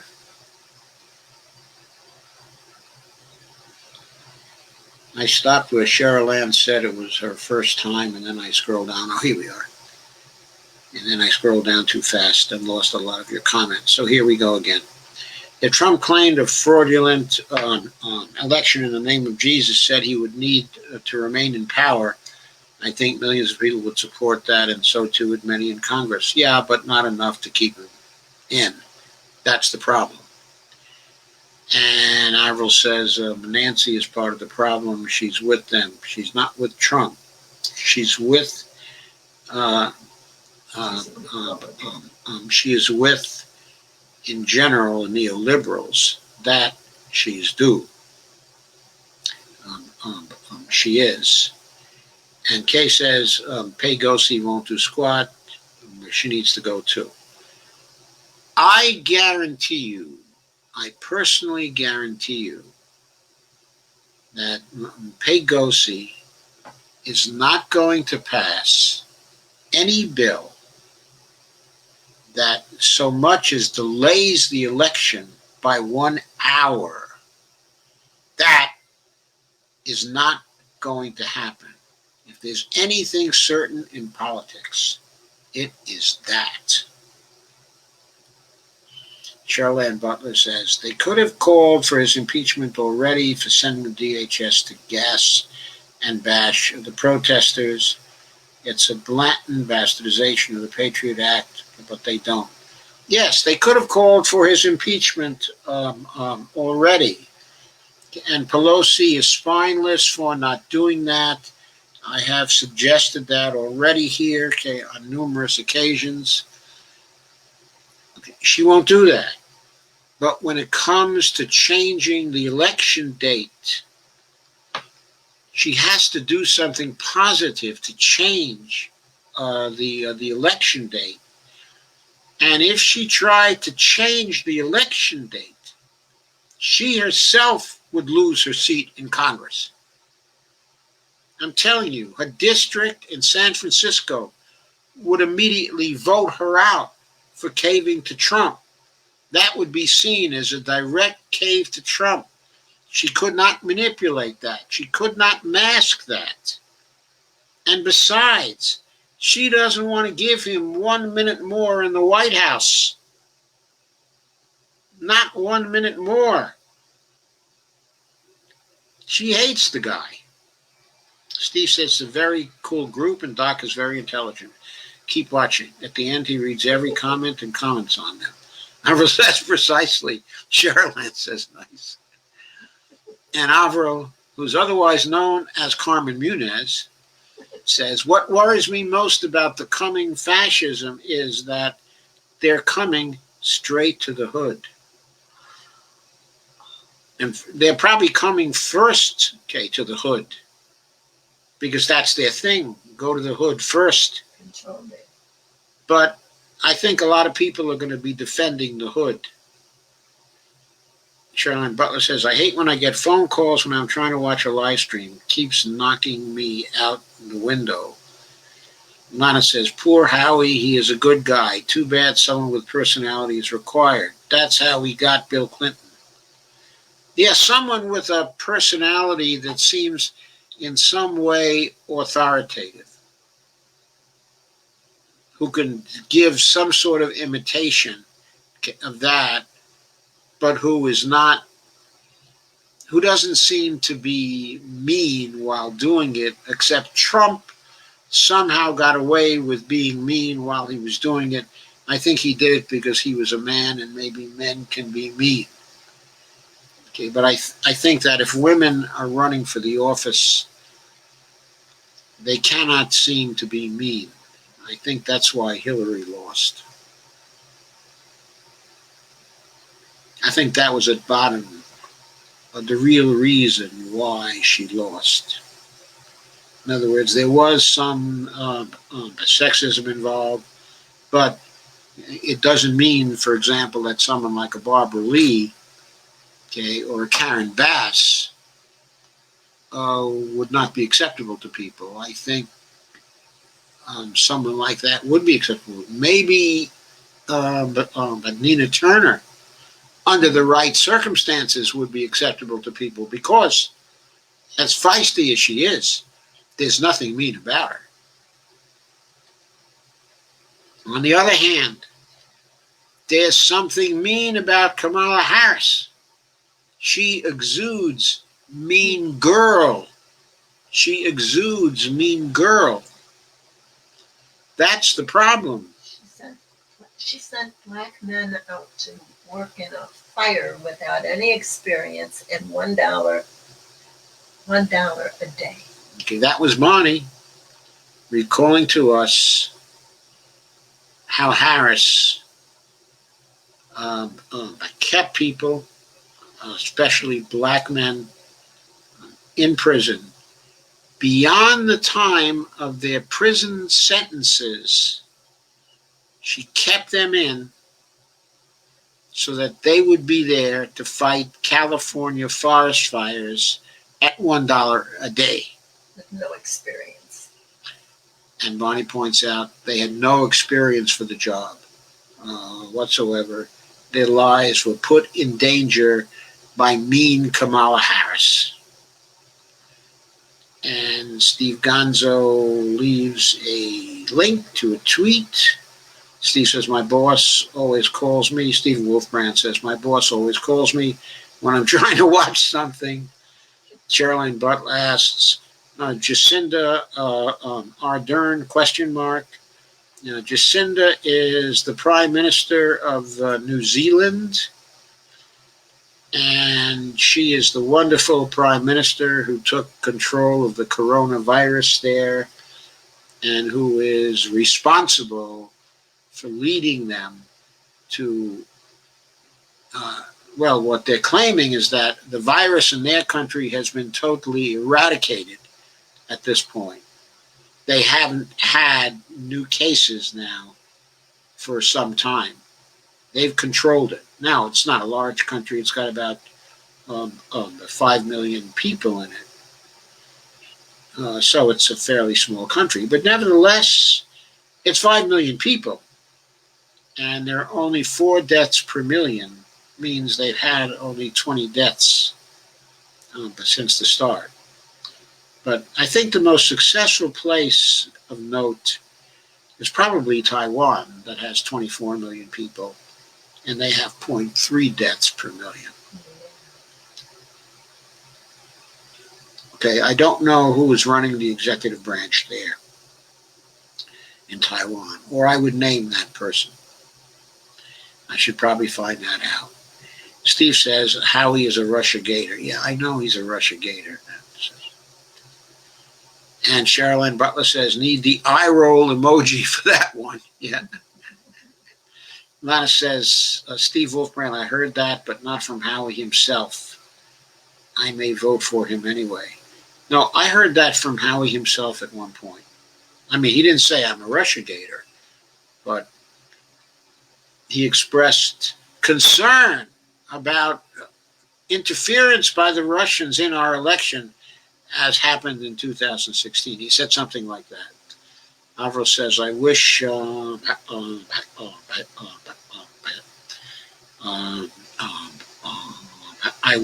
Jacinda was our president.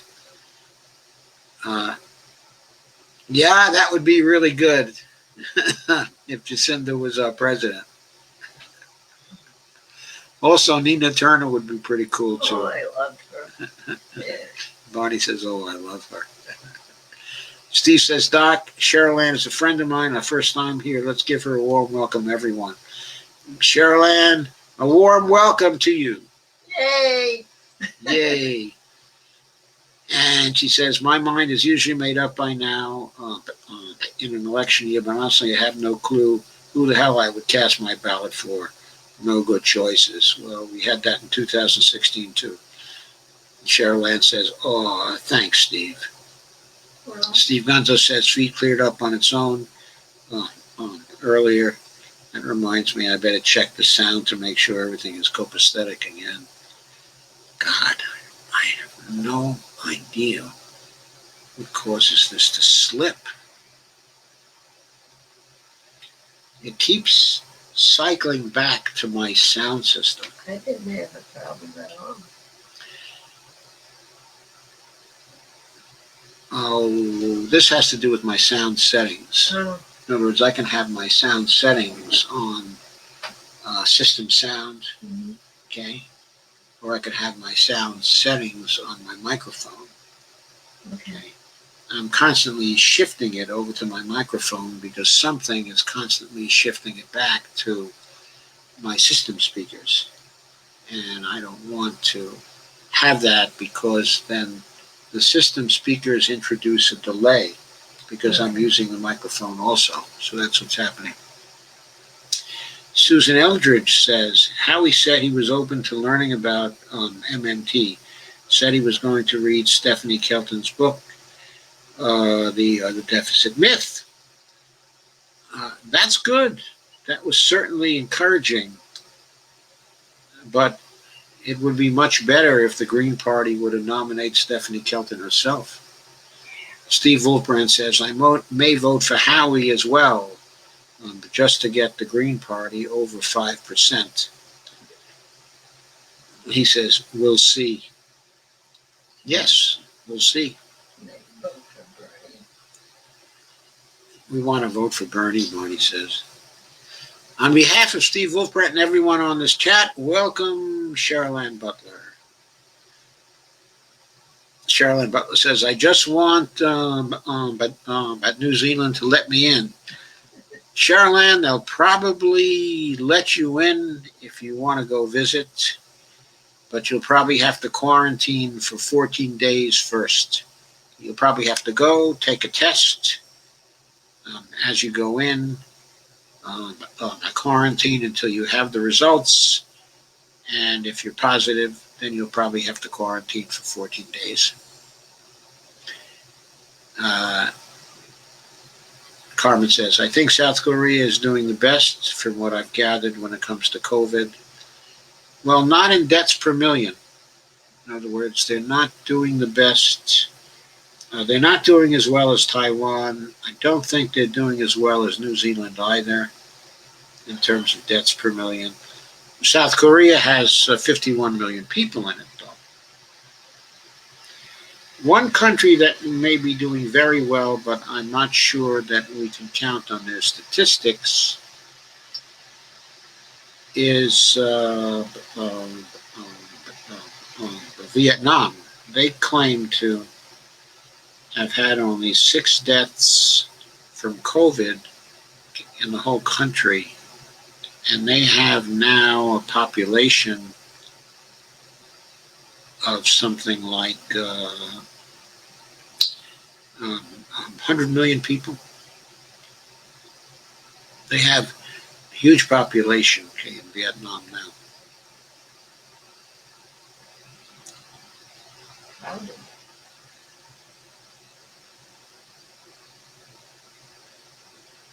Talk about crowded. But Nigeria has only 207 million people, and they say they have only 4 deaths per million. I don't really credit that, I'm afraid. Let's see where South Korea is in this setting. South Korea has 6 deaths per million. Altogether, it's had 301 total deaths. That is very, very, very good. Very good. And they've got 51 million people there, as I said.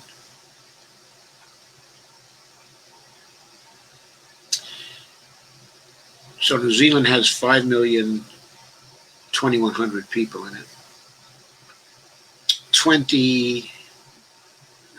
Total deaths, 22 for New Zealand.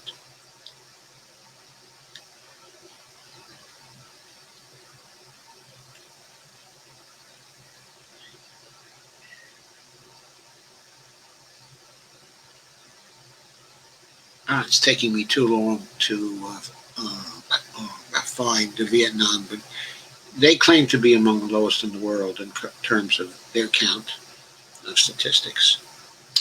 Avril says, my wife is literally making a short list of countries to which we could move. Sherilyn Butler says, yeah, but who wants to move there? Yikes. Sherilyn Butler says, me too. Steve says, New Zealand is free of COVID. Kay says, post the list for us, Matt. And Marcel Wallace, hi Marcel, I think you're new too, says that Vietnam has 0 deaths and 100 million population. I think that's what they claim. Yes. Avril says, I wasn't looking to move there, but what's wrong with South Korea? What's wrong with it is that it's close to North Korea, and that it's close to China, and one day, again, that might be a very hot area from the standpoint of war. New Zealand, on the other hand, is pretty safe in that respect. Australia's been doing pretty well, too. I think they have 8 deaths per million. Steve says I might be doing the same. Susan says Howie Hawkins' interview on macro and cheese where he talks about MMT. Thank you for the link, Susan Eldridge. Avril Mono says, oh yeah, earlier this year they're still at it. And Steve says, read Texas, Florida, and Arizona numbers down since the administration took over. And since what administration took over?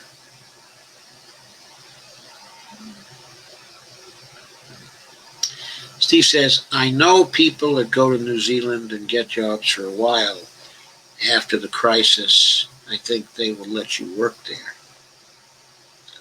Sherilyn Butler says they can't report about that and pop the balloon on the fact that the USA isn't number 1.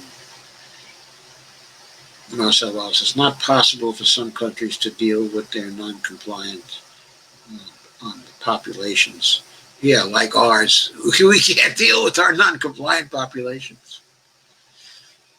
Lana says, please explain what the Yiddish word means. Which word? Steve Wolfbrandt, he just said about Herman Cain dying. Matt says, Joe, learning from other countries is so un-American. Do you not understand American exceptions and do not recall Reagan's The Shining City on a Hill? Of course I recall all that nonsense, Matt. It was always nonsense. All of our troubles in the last 40 years have been due to the fact that we don't want to learn from other countries. The successful experiences, of other countries. There's no need to learn the unsuccessful experiences, of other countries, as in the Eurozone, for example. Avril says, and Leonardal, Schadenfreude means to take a guilty pleasure in someone else's misfortune. That is right. That is right, Carmen. That is right. That is what it means. And Lana says, one day Jordan Chariton said Nixon was schwitzing on stage with Kennedy during the first televised debate. I had to go look it up. Yeah, schwitz is the Yiddish word for sweats. I think it may be the same as the German word for sweat, because Yiddish is in great part a derivative of German. Lana Dell says, my pleasure. I'm sorry, it was Avril who said my pleasure to Lana Dell. And Lana Dell said, Steve Wolfbrandt, no, but I do my best to spell and send to Google or DuckDuckGo. Cheryl Ann said, I know. Oh, I know, right. IKR. I know, right? Yeah, IKR. I know, right. Avril says, schwitzing, sweating. I'm watching demand really dry up for what I do. My phone and emails have been really quiet for 2 weeks. That could change, but a lot will depend on what school systems do.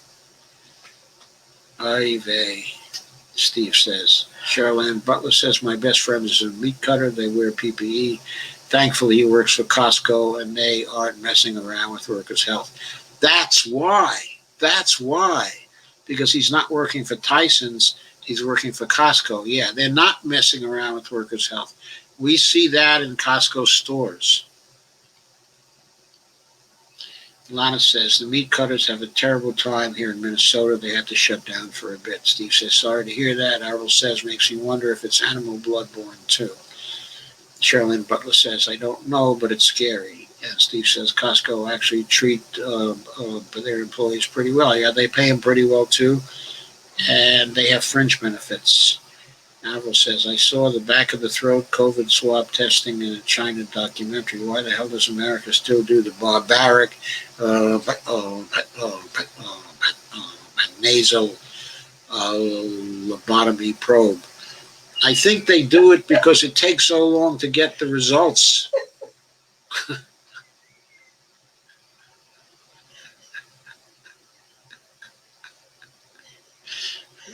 Or people doing it say, I'll get you for making me do this.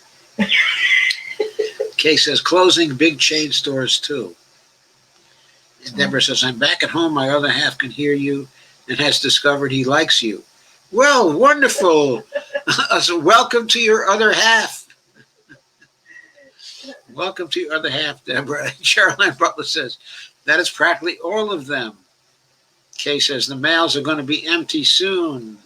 And Avril Carmen says, yup, good advice. Cut off corruption at the root. No more intellectual laziness by the voters. Kay says, laugh out loud. I like fart face too, Monty. Avril says, why does he want to postpone the election so he can hold more Nuremberg rallies for his racist, rabid followers? Kay says, too many people are party stupid. No civics education anymore. Caroline Butler says, I would love to see Trump still skin physically evicted from the White House, throw his boxers on the lawn and drag him out, boys. Throw his boxers on the lawn. However, this Trump's just so unkosher, it leaves a nasty taste in my mouth. Makes me want to spit in Antifa. Kay says, I've been amazed lately at all the people who used to be my friends here in Canada and are so redneck idiots anymore. Shake my head. They didn't used to be. Alva says, you mean his parties that he constantly has in a bunch? That's why he's such an unhappy coward, bunker boy. Bunker boy. I don't see a QE tab, but I am on my phone. Not sure if the computer looks different. What's a QE tab? I don't even know what a QE tab is. Cheryl Ann says, the bunker under the White House will forever be known as Bone Spur Bunker from henceforth. Stacy says, yes, the QE tab is just sitting there. I clicked it. It says, my quick experiment. I Googled it. Apparently, it's a new thing that is a mistake or a beta test that has not been explained, announced. Avro says, what does a QE tab look like? Sherilyn Butler says, yeah, didn't go after Bush for war crimes. No, they didn't, but there was also no pardon issued for Bush for war crimes. So Bush can still be prosecuted for war crimes by an international tribunal.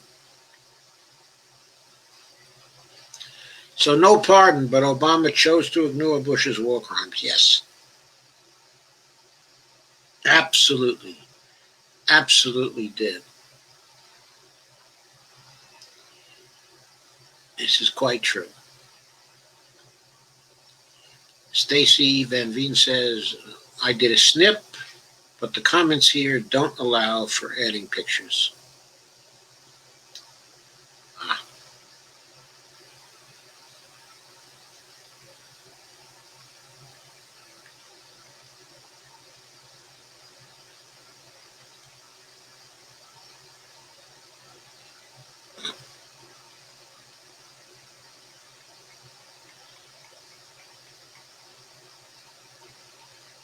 Hey, Bonnie?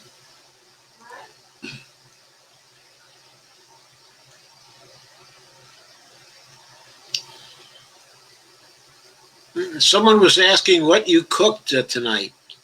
What I cook? I don't cook. For dinner. I don't cook. You know who the cook is? It's not me.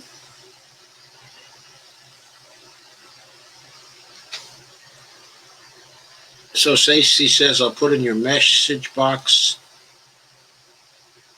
Avril says, have you tried to copy paste into comments? Avril says, I, for one, don't have a messenger.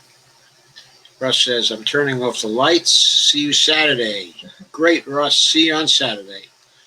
Avril says, woohoo, 18 viewers. Well, there's still 14 viewers, and we've been on for nearly 2 hours. Actually, for more than 2 hours, right? 2 hours and 19 minutes. And Steve Lookman said, fucking boss just called again. I'll have to rewatch. Dolores says, good night, Russell. Cheryl Ann says, I hope she loses her seat anyway for the stupid, slow clap. Yeah. The messenger sucks, says Steve. Avril says, I'd love that she were gone. Steve says, Avril is sometimes known as Abdo. And Devorah says, oh, so you don't think NAFTA didn't kill Hillary's chances? It did a lot to kill her chances. It did a lot to kill her chances. Yes, it did. But also, her being a mean girl did a lot to kill her chances.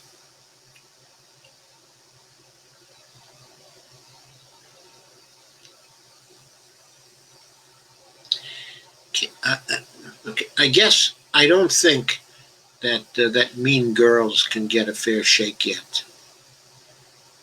I think mean guys can get a fair shake because Trump certainly got a fair shake.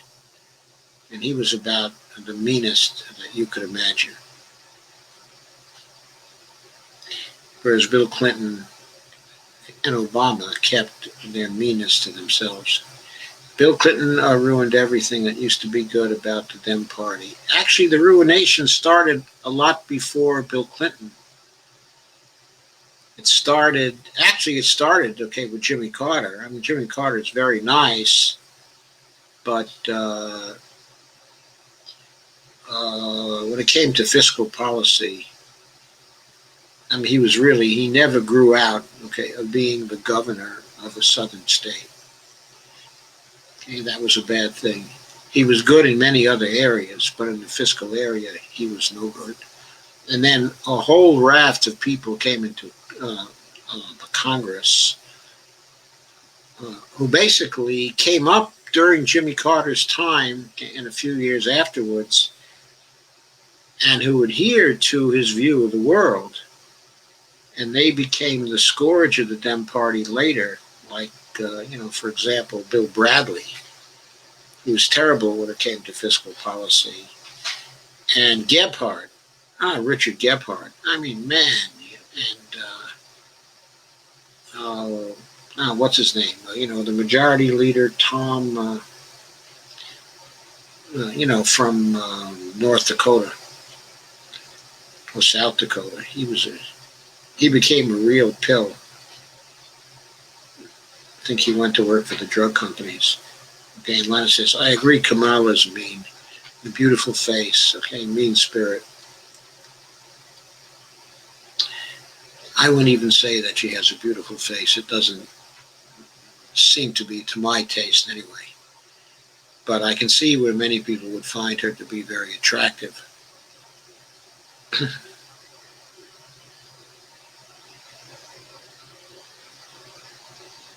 My campaign song would be Meredith Brooks, I'm a Bitch. Who's Meredith Brooks? I guess I missed the reference. Steve, like Victor Victoria. Steve Gonzo says, last call now, 10 p.m. Ohio. Kamala may mean, she may be mean, but she was a putty cat. She was a putty cat from Mnuchin. Yeah, she was a putty cat from Mnuchin. Why?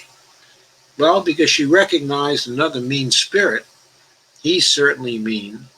And second of all, because the mean spirit was going to give her some money for her campaign and maybe introduce her to a whole bunch of donors that she wanted to get introduced to.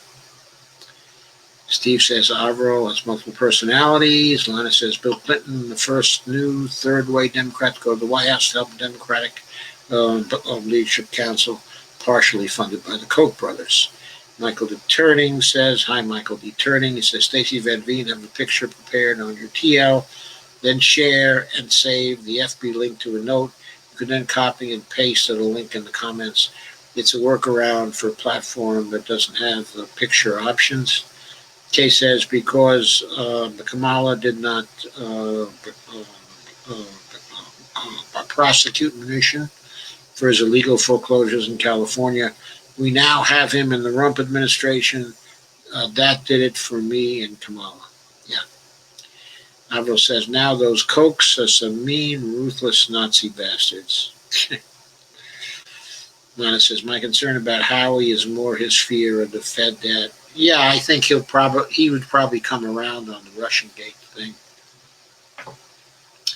But my concern about him is that he is not authoritative enough.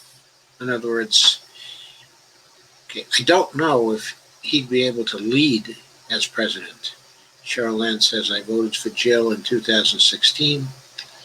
Russ Gorman said, and Michael said to Russell Gorman, be well, Mr. Gorman. Steve Wolfbrand said, me too. And Avril said, Bonnie, what did you cook tonight? Well, Bonnie did not cook anything tonight. We ate some leftovers that I made yesterday.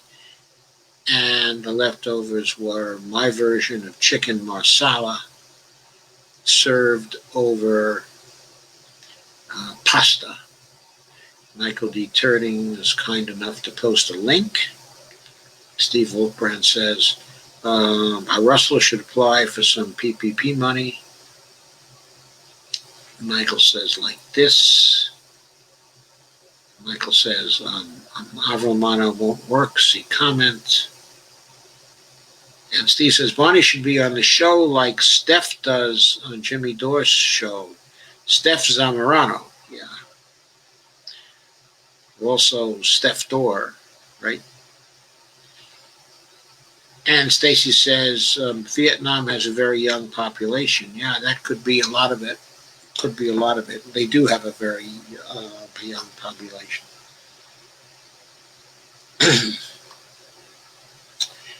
And Michael D. Turting, okay, thank you. Stacy says, like the Egyptians sucking out your brain matter through your nose. Steve says, funny is funny. Steve Gonzo says, air quality alert. Air quality alert. America, quote, gentlemen, start your mowers. Kay says, people are never going to trust this capitalist economy again after all this mess, if they have any brains at all.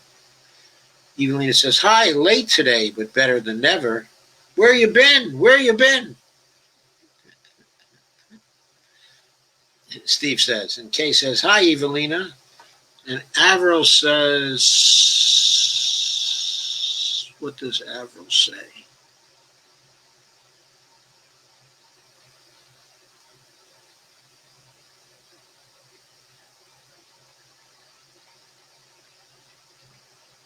Oh, I scrolled down again.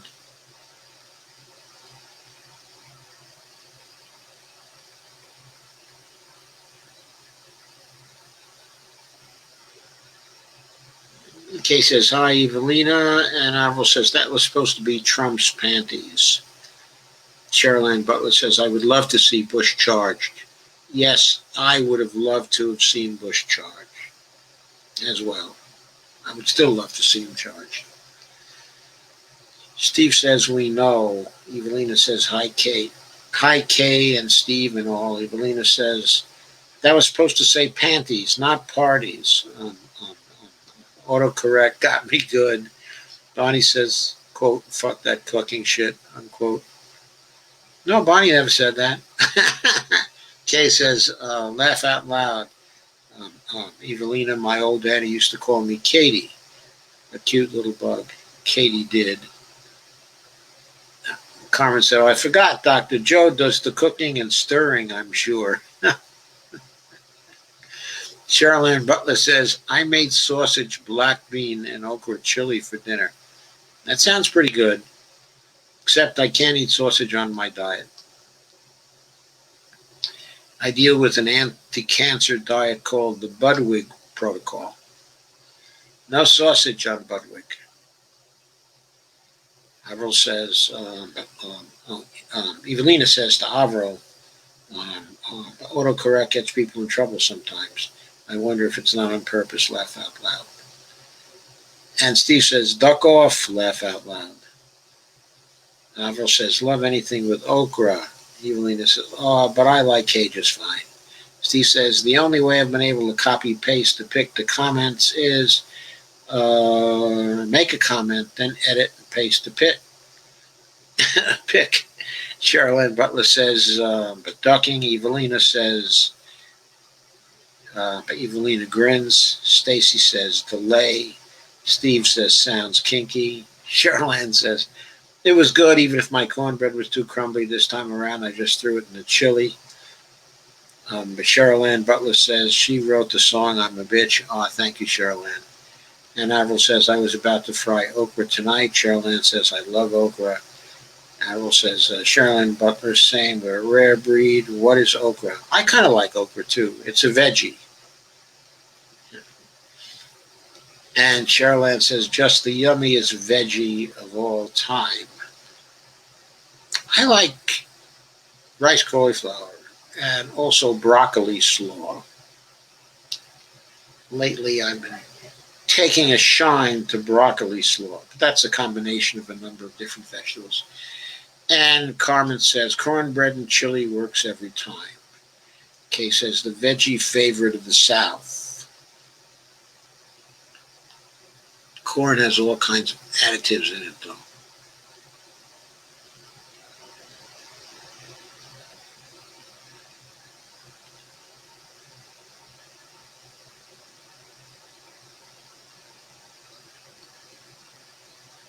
And Lana says, I love okra. Steve says, is okra win-free? Steve Gonzo said that. Is okra win-free? I love that. Evelina says, it's good for you. Charlotte says, yeah, I love anything with cornbread. Kay says, never got a taste for okra in the 20 plus years I lived there, but others sure did. Steve said, as in beans.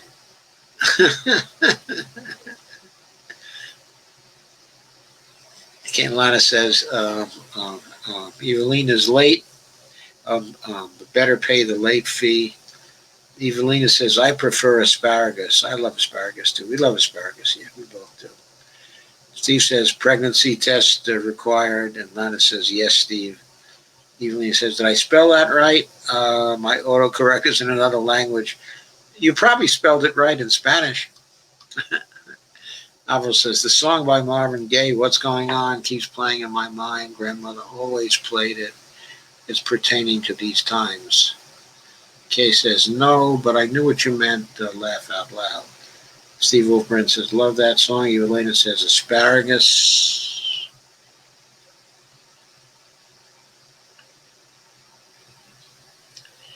Lotta says, Evelina Ponte asparagus, but I knew what you meant. My son likes asparagus. Avril says, Evelina Ponte makes my pee smell. Evelina says, spell it for me. Lana spelled it. We'll laugh out loud. Charlotte says, my corn is now waist high in the garden. Evelina says, it's asparagus in Spanish. Kay says, if you want to grow real food, you have to grow heirlooms. Oh, you mean heirloom tomatoes. And Kay says, love that song, What's Going On. And on that note, I'm going to say good night. It was a great comment session, folks. Lots and lots of fun. Thank you for coming. Thank you for sharing. I will see you again on Saturday night at 9 p.m., as always, if the creeks don't rise. And maybe even if the creeks do rise. And Sherilyn Butler says, I got my hands on some Black Beauty heirloom tomato seeds and have 6 of them plants now growing. Can't wait until my Black Beauties are ripe.